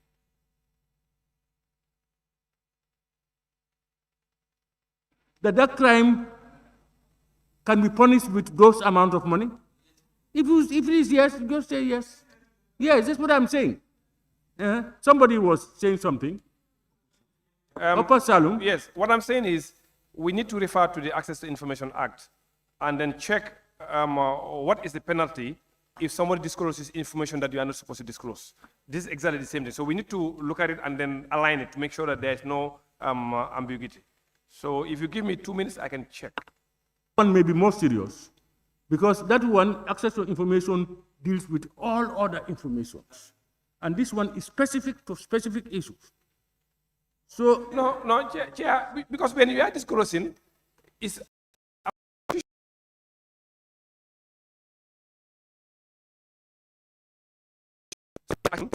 so it's the same thing as somebody within the institution also disclose it. In fact, this one should be more severe because we are working there.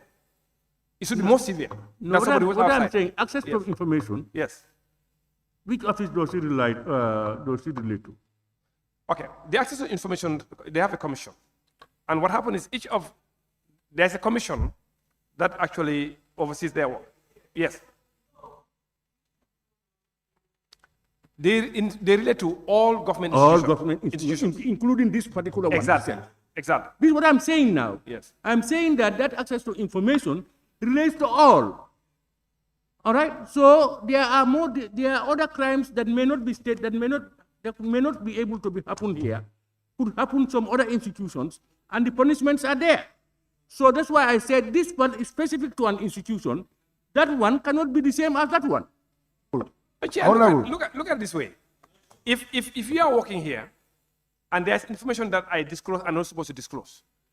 Now, the same thing also, I have information in this institution and I give to the Information Commission, and somebody there, a staff,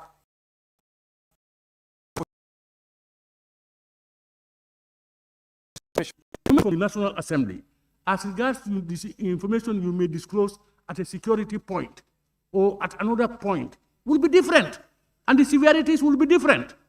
This one covers a particular one. And there is one that covers everything. You cannot expect the punishments to be the same. Honorable, Because that one covers even this you are institution saying, we are talking it about. will be now a matter of just copying from that one and pasting it. Yes. No, it should not be like that. Yes. Yeah, Honorable Yes. Councillor. Honorable Speaker, I think as what you're putting it is right. Access to information is broad. This one talks about the center. In that center, you leak the information. The punishment is talking about that center alone. So if we were to tag with others, I think we'll end up confusing ourselves. So let's leave it as it is. We can allow him, all right, Honorable, we can allow him to reference that one, find out from the information this thing, what is the punishment and all these things. We listen to it. It can better inform us. You can find out. Yes, Honorable Member for Woolly. No, I'm just saying the 25 is saying subject to the Constitution and Access to Information Act. Yes, it's saying Access to Information Act. It's telling us directly that.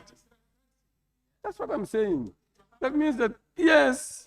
To learn, yes, go ahead. So that means that if we are going to be looking at the punishment here, like he said, we should find out. If you violate this rule under the Information Act, what is the penalty? At least if we do that, the Information Act, this is there already. There's no doubt about that. But there is nothing bad in borrowing it and putting it somewhere. It's not bad. But what I'm trying to say is, if we are putting it, we must be mindful not to exceed, because this one is only a unit. It only goes to cover a unit. If we come to find out that in the Information Act, it's only less than 45,000 for all those crimes at various institutions, and you come and make this 100,000, that's not fair. That's why I say let's allow him cross-reference. And yes, Honorable. Through the intent of the drafters here. Because I'm not a drafter, but the subject to the Constitution and Access to Information Act is not directing us to a specific action in the action. It is telling you, although the Constitution gives you access to information, although the Constitution Act gives you access to information, you cannot do this. That's the intent of this. It's not comparing an offense in the Information Act, no. Subject to the Constitution. It means if you want to go to Information Act now to bring offenses, then you should also go to Constitution and bring offenses. No. It's not comparing, because the drafters know what they are doing. That's why the penalties are there. We are not saying that. What this is telling you is information is fundamental. And what it's saying that access to information actually gives you certain rights. The Constitution also gives certain rights for you to be able to disclose. It doesn't mean that you are contravening that. What we are saying is the contravention in the access to information, when you disclose something that you're not supposed to disclose, that's what we are referring to. The Constitution and ATI make the reference because people have powers under these two laws to be able to disclose information. Sometimes it could be proactive disclosure or otherwise. We're not talking about what we're talking about. If you infringe on that, yeah. Yes. When you talk about subject to the Constitution and Access to Information Act, subject to those ones, the law is telling us those ones have an upper hand over this law. Meaning the Constitution and the Information Act, whatever we put here, they have the upper hand. That has to be established. The other thing also is, subject to those things, we can put anything we want, not to go contrary to those ones. That's when you said, let me reference that act. He said, go and reference it. It will better inform us to see what we can put here, or whether we will be satisfied just by what is in those acts, or whatever. Have you referenced it?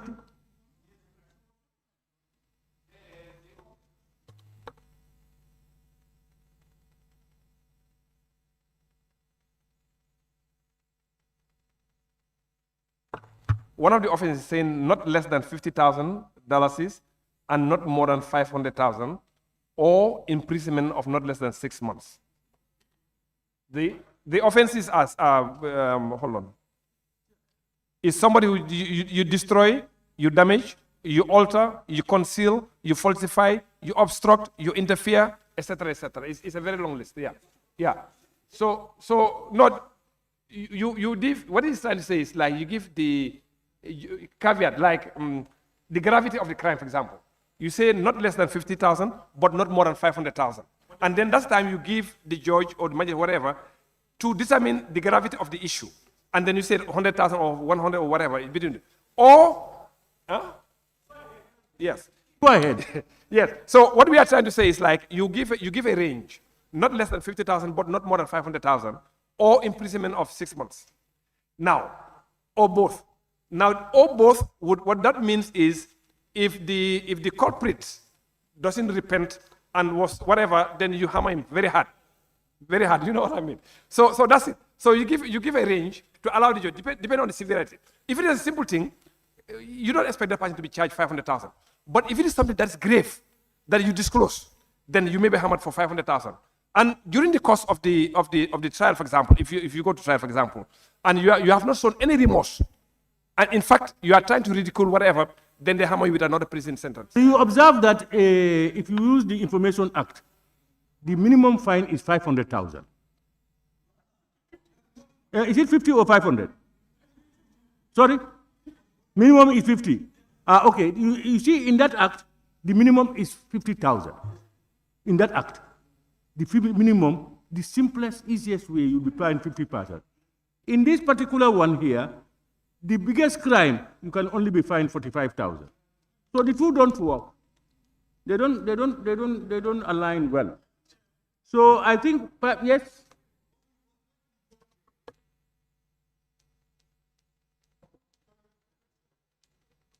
Read it again. This is destroying evidence and all those things. Yes, but they are not the same. Chair, I think the member is talking about the General Office of the Information Act. This is a different unit. And if we are to put them together, will defeat our purpose. So I think let's maintain the way it is. We don't need, wait. Honorable, you have to understand. All right, this. Yes. It is 3 months. It is in or 3. Is it 1 month? 1 month, and that other one was 6 months. This is 1 month. What? 30,000 to 45,000, and then a punishment of 2 to 3 months, 2 to whatever you want to put it.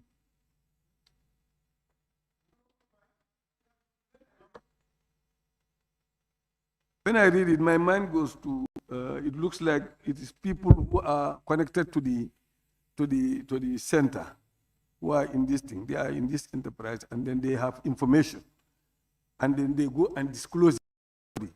This is what it is saying. And you know, these are people who already know. They are there and they know, and deliberately they go and expose the information to somebody else. Them may be working in the institution they are being punished for. Yes. So what are you suggesting, Honorable? Not more than 100,000 and not less than 45 or 50. Yes. Not more than 100 and not less than. No, not less than 45 and not more than 100. Yes, Honorable. Yes, like I've had the two options here. What the honorable member for Upper Salom is trying to emphasize on is access, this access to information. This clause that he has just made mention. It's like if you don't put it into consideration, the victim might fall into these two fines. They might fine him from this act, and at the same time fall into the access to information fine, and then get this. So I'm suggesting that we be within the caveat of 50,000, between 50,000 and 100,000, so that it will consider the act for access to information fines, and at the same time cover this one that we are dealing with. Honorable So Speaker. let it be, I'm suggesting that it be between 50,000 and 60,000, or in default, They are different. or in default, They are completely different. Even what he talks about in the text itself, yes, is completely different from what is being mentioned here. Honorable Speaker. Yes, Honorable. Yes, for me, I think maybe we are comparing two things that are separate. This is a center. This is a center. It's different from Information Commission or Information Act. The center could come with their own laws that will punish members in the center. So the Information Act is also another body. So I think the way it is, we maintain it. Then it will be the needful. The Yes, way it is, I don't think. Why people are worried? Yes. Is the crime, the various possible crimes are not the same. Yes. Within the institution. Yes. And you are treating them the same. That's why they want it to vary from this amount to this amount, depending on the crime and the severity of the crime. Yeah, but when that is good in the sense that it gives the judge to determine how severe it is and where he can place you. I think that's the purpose. But besides that, we are all in the same light as to they are different. So where we draw the brackets is where probably we may differ. Yeah, I suggest this. Yes? Yes, from 20 minimum, maximum 45.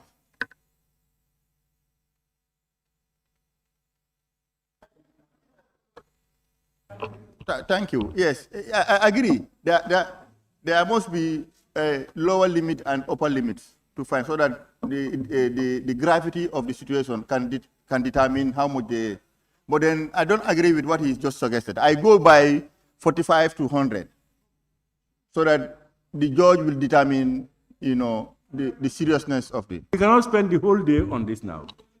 What I have observed we have agreed on is there is need to retain this. But it should be... Honorable Speaker. Who is talking? Who wants to talk? Busumbala, yes? Honorable Speaker, looking at the provisions here, and what people are making reference to, that is access to information bill, it will all depend on the gravity of the offense committed. So I think as it is stated in this provision, it should be left as it is. If during the course of investigation, they were convinced that the crime being committed is of grave increase in gravity, then they can refer to, they can decide to charge the person under that Order Act 2, access to information. Yes.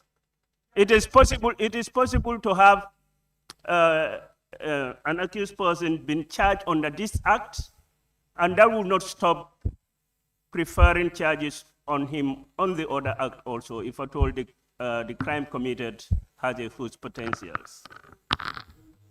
You cannot be punished twice for two crimes. But honorable members, I think our problem here is we all believe in the same principle. It's just that we know that whatever crime it is, they cannot be equal. That's our problem. Even stealing, when you steal, some people steal $10, some people steal 1 million, some people 10 million. They are different. So what we are saying, what they are saying is, now depending on the severity of the crime, give the judge at least space to be able to make that determination, and then based on that, he'll be able to do A, B, C, D, or E. I think that's the whole reason. If the crime is, but what we have agreed is, the list for that crime is 45,000. However you think the crime is not serious, it's 45. If we feel that it can be less than 45, then we should start from that number to the upper limit. Yes, Honorable. Yes. Alternatively, we can leave the fine blank, and maybe allow the judge to base it on the Criminal Offences Act. If you look at the Criminal Offences Act, it's telling you on Section 35 where a fine is not indicated. Then you see that the judge now will look at the gravity and orders on their own. There's a way they look at it, and then they put a fine, whatever it is. If we cannot agree on 45 or 50, whatever, you can leave it blank. you know, and then they can refer, they can only, yeah. He's saying we can just say you commit we a can crime. just say you have committed a crime. Full stop. Yes. And full then stop. Yes, and in that after case, investigation, they will charge you under the right, Yes. the proper provision. yes, because if you just do that, like you have committed a crime, full stop. Then, if you are taken to court, then the court will understand that this particular crime, there is no amount of fine on it. Then they're going to refer to the criminal, Offences Act on 35, and then they will be able to calculate whatever, and then they move.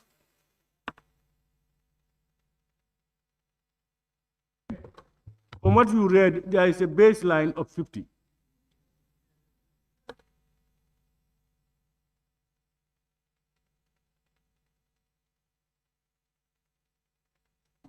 That one, if you look at the offenses, there are about 4 or 5 offenses, and that one does not have to do with disclosure of information. It has to do with destroying evidence and other material. There is nothing in that offense that indicates disclosure of information. There should be one in the Information Act on disclosure of information. No, we did not find that. That should be there. It will not be there. Huh? It will not be there. Disclosure of information in the Information Act. If that is not there, then what is the purpose of the bill? What we can also do, maybe I don't know, Honorable. What happens if a civil servant discloses information that you are not supposed to disclose? What is the punishment now? Maybe that would guide us. If we know exactly the repercussion of that, maybe that would help us to determine that. Are you telling us that in the Information Act, disclosure of information is an offense? It's not there. Honorable Speaker. No, they have offenses, and they list so many offenses. Like when you destroy information, when you damage information. Information, disclosure of information that is not disclosed. Is that not stated in the Act, in the Information Act? I have not seen that. Honorable Speaker. Honorable Speaker. Yes. Check again. Yes, Chair. I think this bill, if you look at its totality, it's talking about the disclosure of information. For example, the guy, the employee working in the center, is different from access to information where the information is destroyed, distorted, did a whole lot of issues. So here, I think, as per the look of this bill, the way it is, the committee went with vigorous, with stakeholders. Let's leave it as it is and we continue. The way it is and the way it has been led is fine. Because if not, we'll be mixing apple and oranges, banana and whatever. The problem is you are not addressing one issue. And I want you to go further to address that. The concerns raised is, as per this act, this bill, the offenses here will not all be the same. So how can you punish all of them the same? That's why there has to be a range. If you feel, for instance, it talks about 45. The 45 may be the average, probably. Or for him, the 45 is the barest minimum. We don't know what informed them. But what we want to do is to make sure that we give them the opportunity to tell them that this punishment, this crime, the degree of the crime varies. And therefore, we try to give latitude to the judge to see what can be done. That's the difference. So what do we do now? Are we taking the 45? Yes. 100? Honorable Speaker. Speaker. Yeah, now let's do it this way. Suggestion. We use 45 as the lower limit. 45,000 as the lower limit. Then 100,000 maximum, because this is also a matter of security. Then the sentence also, the imprisonment, it says not less than 1 month or not more than 3 months. Now let's say not less than 3 months and not more than 6 months. Yes, it's fine. So you are saying that the 1 month should change to 3 months?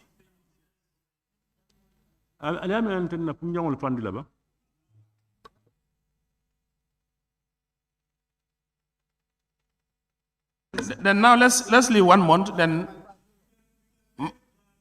maximum 6 months. We change 3 to 6. The amount is within the range, 45 to 100. Your Excellency, the problem now is yes. For 25-2, commits the punishment instead of to a fine of 45,000, they're saying to a fine of not less than 45,000 and not more than 100,000. And then the in default, or is it or in default? Or is this or imprisonment for not less than 1 month, or more, and for not also more than 6 months? 6 months, yeah. No, Abijah. Mr. Speaker, we are okay with that. You are okay with both. So, honorable members, yes, His Excellency device is okay with all of those. What said now is commits an offense and is liable on summary conviction to a fine of not less than 45,000, not less than $45,000. Yes. And not more than 100,000.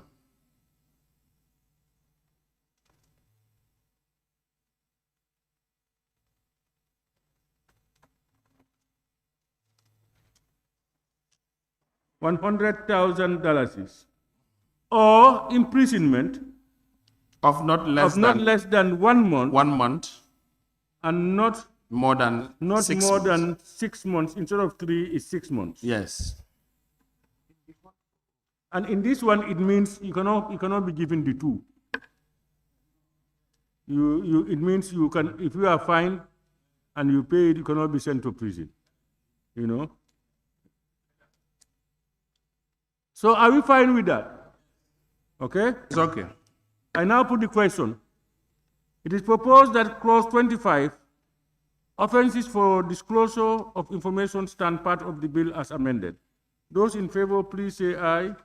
Those not in favor, please say no. The ayes have it. Clause 26, regulations. No issue. Propose that clause 26, regulations, stand part of the bill. Those in favor, please say aye. Those not in favor, please say no. The ayes have it. Clause 27, transitional provision. It is proposed that clause 27, transition, yes? No. 27A, where you have the president, the second to last line. We just put an article D before the president, before president. You've seen it? By the president. Oh, okay, honorable. Recommendation. Aside from clause by clause recommendation, a technical working group has proposed. Article 27, transitional provision, that's where you are. It's okay. Now, that's what we are doing now. It is proposed that clause 27, transitional provisions, stand part of the bill as amended. Those in favor, please say aye. Those not in favor, please say no. The ayes have it. Yes, Honorable Chair. Yes, please. Apart from this, we have, aside from clause by clause recommendation, the committee proposed this. A technical working group, as proposed by the National Environment Agency, should be proposed by the bill, which shall comprise all the vital institutions at the enforcement level, not policy. We can also directly advise the board, which can also directly advise the board on issues of the center. I don't know. That's what we talk of, the the technical working group shall be specified as the advisory in nature. We want to put this to the vice president and maybe hear his suggestion. You know, the problem here is if you want to insert now, you have to do a lot of work because you must go and bring the TORs and all these things into it. And that should have happened, you should have done the details and make a proposal on what it should be. Otherwise, we have to leave it for them to put that into regulation, in their own regulations. Yes, Honorable. Yes, what I was going to say. Oh, another suggestion? No, what I was going to say, actually, that is more of administrative, and with administration, you leave it with the institution to prepare their own administration. Yeah. Yes, and I think the National Environment Agency, the bill is also before us. We will do the needful there also. Then we forgo this one. Yes, the bill will be before us. So, go ahead. Schedule. It is proposed that schedule official oaths stand part of the bill. Those in favor, please say aye. Those not in favor, please say no. The ayes have it.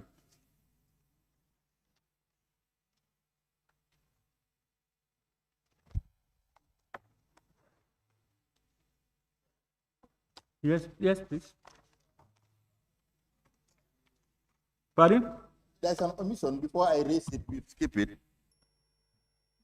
At clause 18(2). Yes. The board not later than 10th day, the 10th day. The board not later than D. Have you seen where it? is it? 18 sub 2, the board not later than 10th day. Yes, the 10th day. D. Yes. Then you will first of all have to rescind the decision. You have to move a motion for us to rescind our earlier decision, and then we will move a motion to do this amendment, and then. Yes, I move for the Committee of Supply to rescind its decision on clause 18, submission of reports. Any seconder? Any seconder? Yes, Honorable Member for Nyani. Yes, motion seconded. Honorable members, it has been moved and seconded that we rescind our earlier decision on clause 18, submission of reports. Those in favor, please say aye. Those not in favor, please say no. The ayes have it. And the proposal now is clause 18(2). The board not later than 10th, you should have the article D, THE. Huh?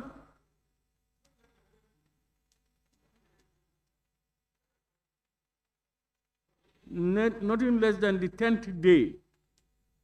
Or you are saying nothing, that's a different, that's a not different. Yeah, the format now is not. So that is the proposal. Those in favor, please say aye. Those not in favor, please say no. The ayes have it. So the amendment is taken. So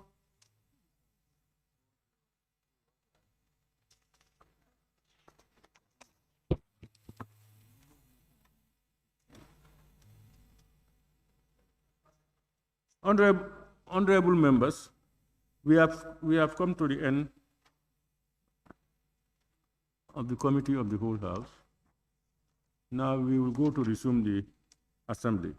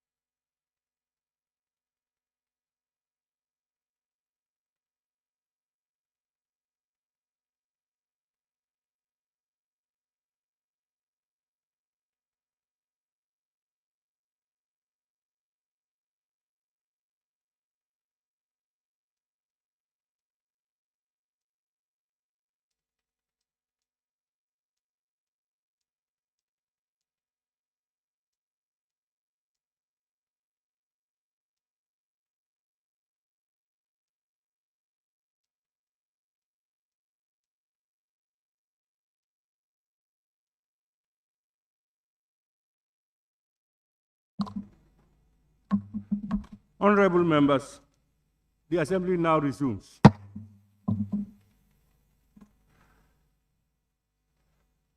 Honorable members, the third reading of the Early Warning and Response Mechanism Bill 2025 is scheduled for Wednesday, 17th December 2025, for His Excellency, the Vice President, to move for its third reading.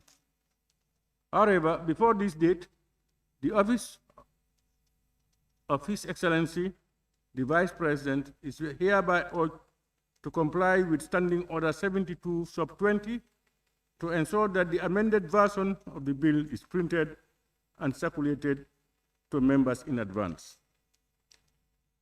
I thank you very much. Your Excellency, thank you very much. Honorable members, we have one more bill, we have one more consideration. Do we do it to finish, or we go out for break and come back? I suggest we go for break. Yeah. Okay. Honorable members, then I will suspend session. What's the time now? By my watch.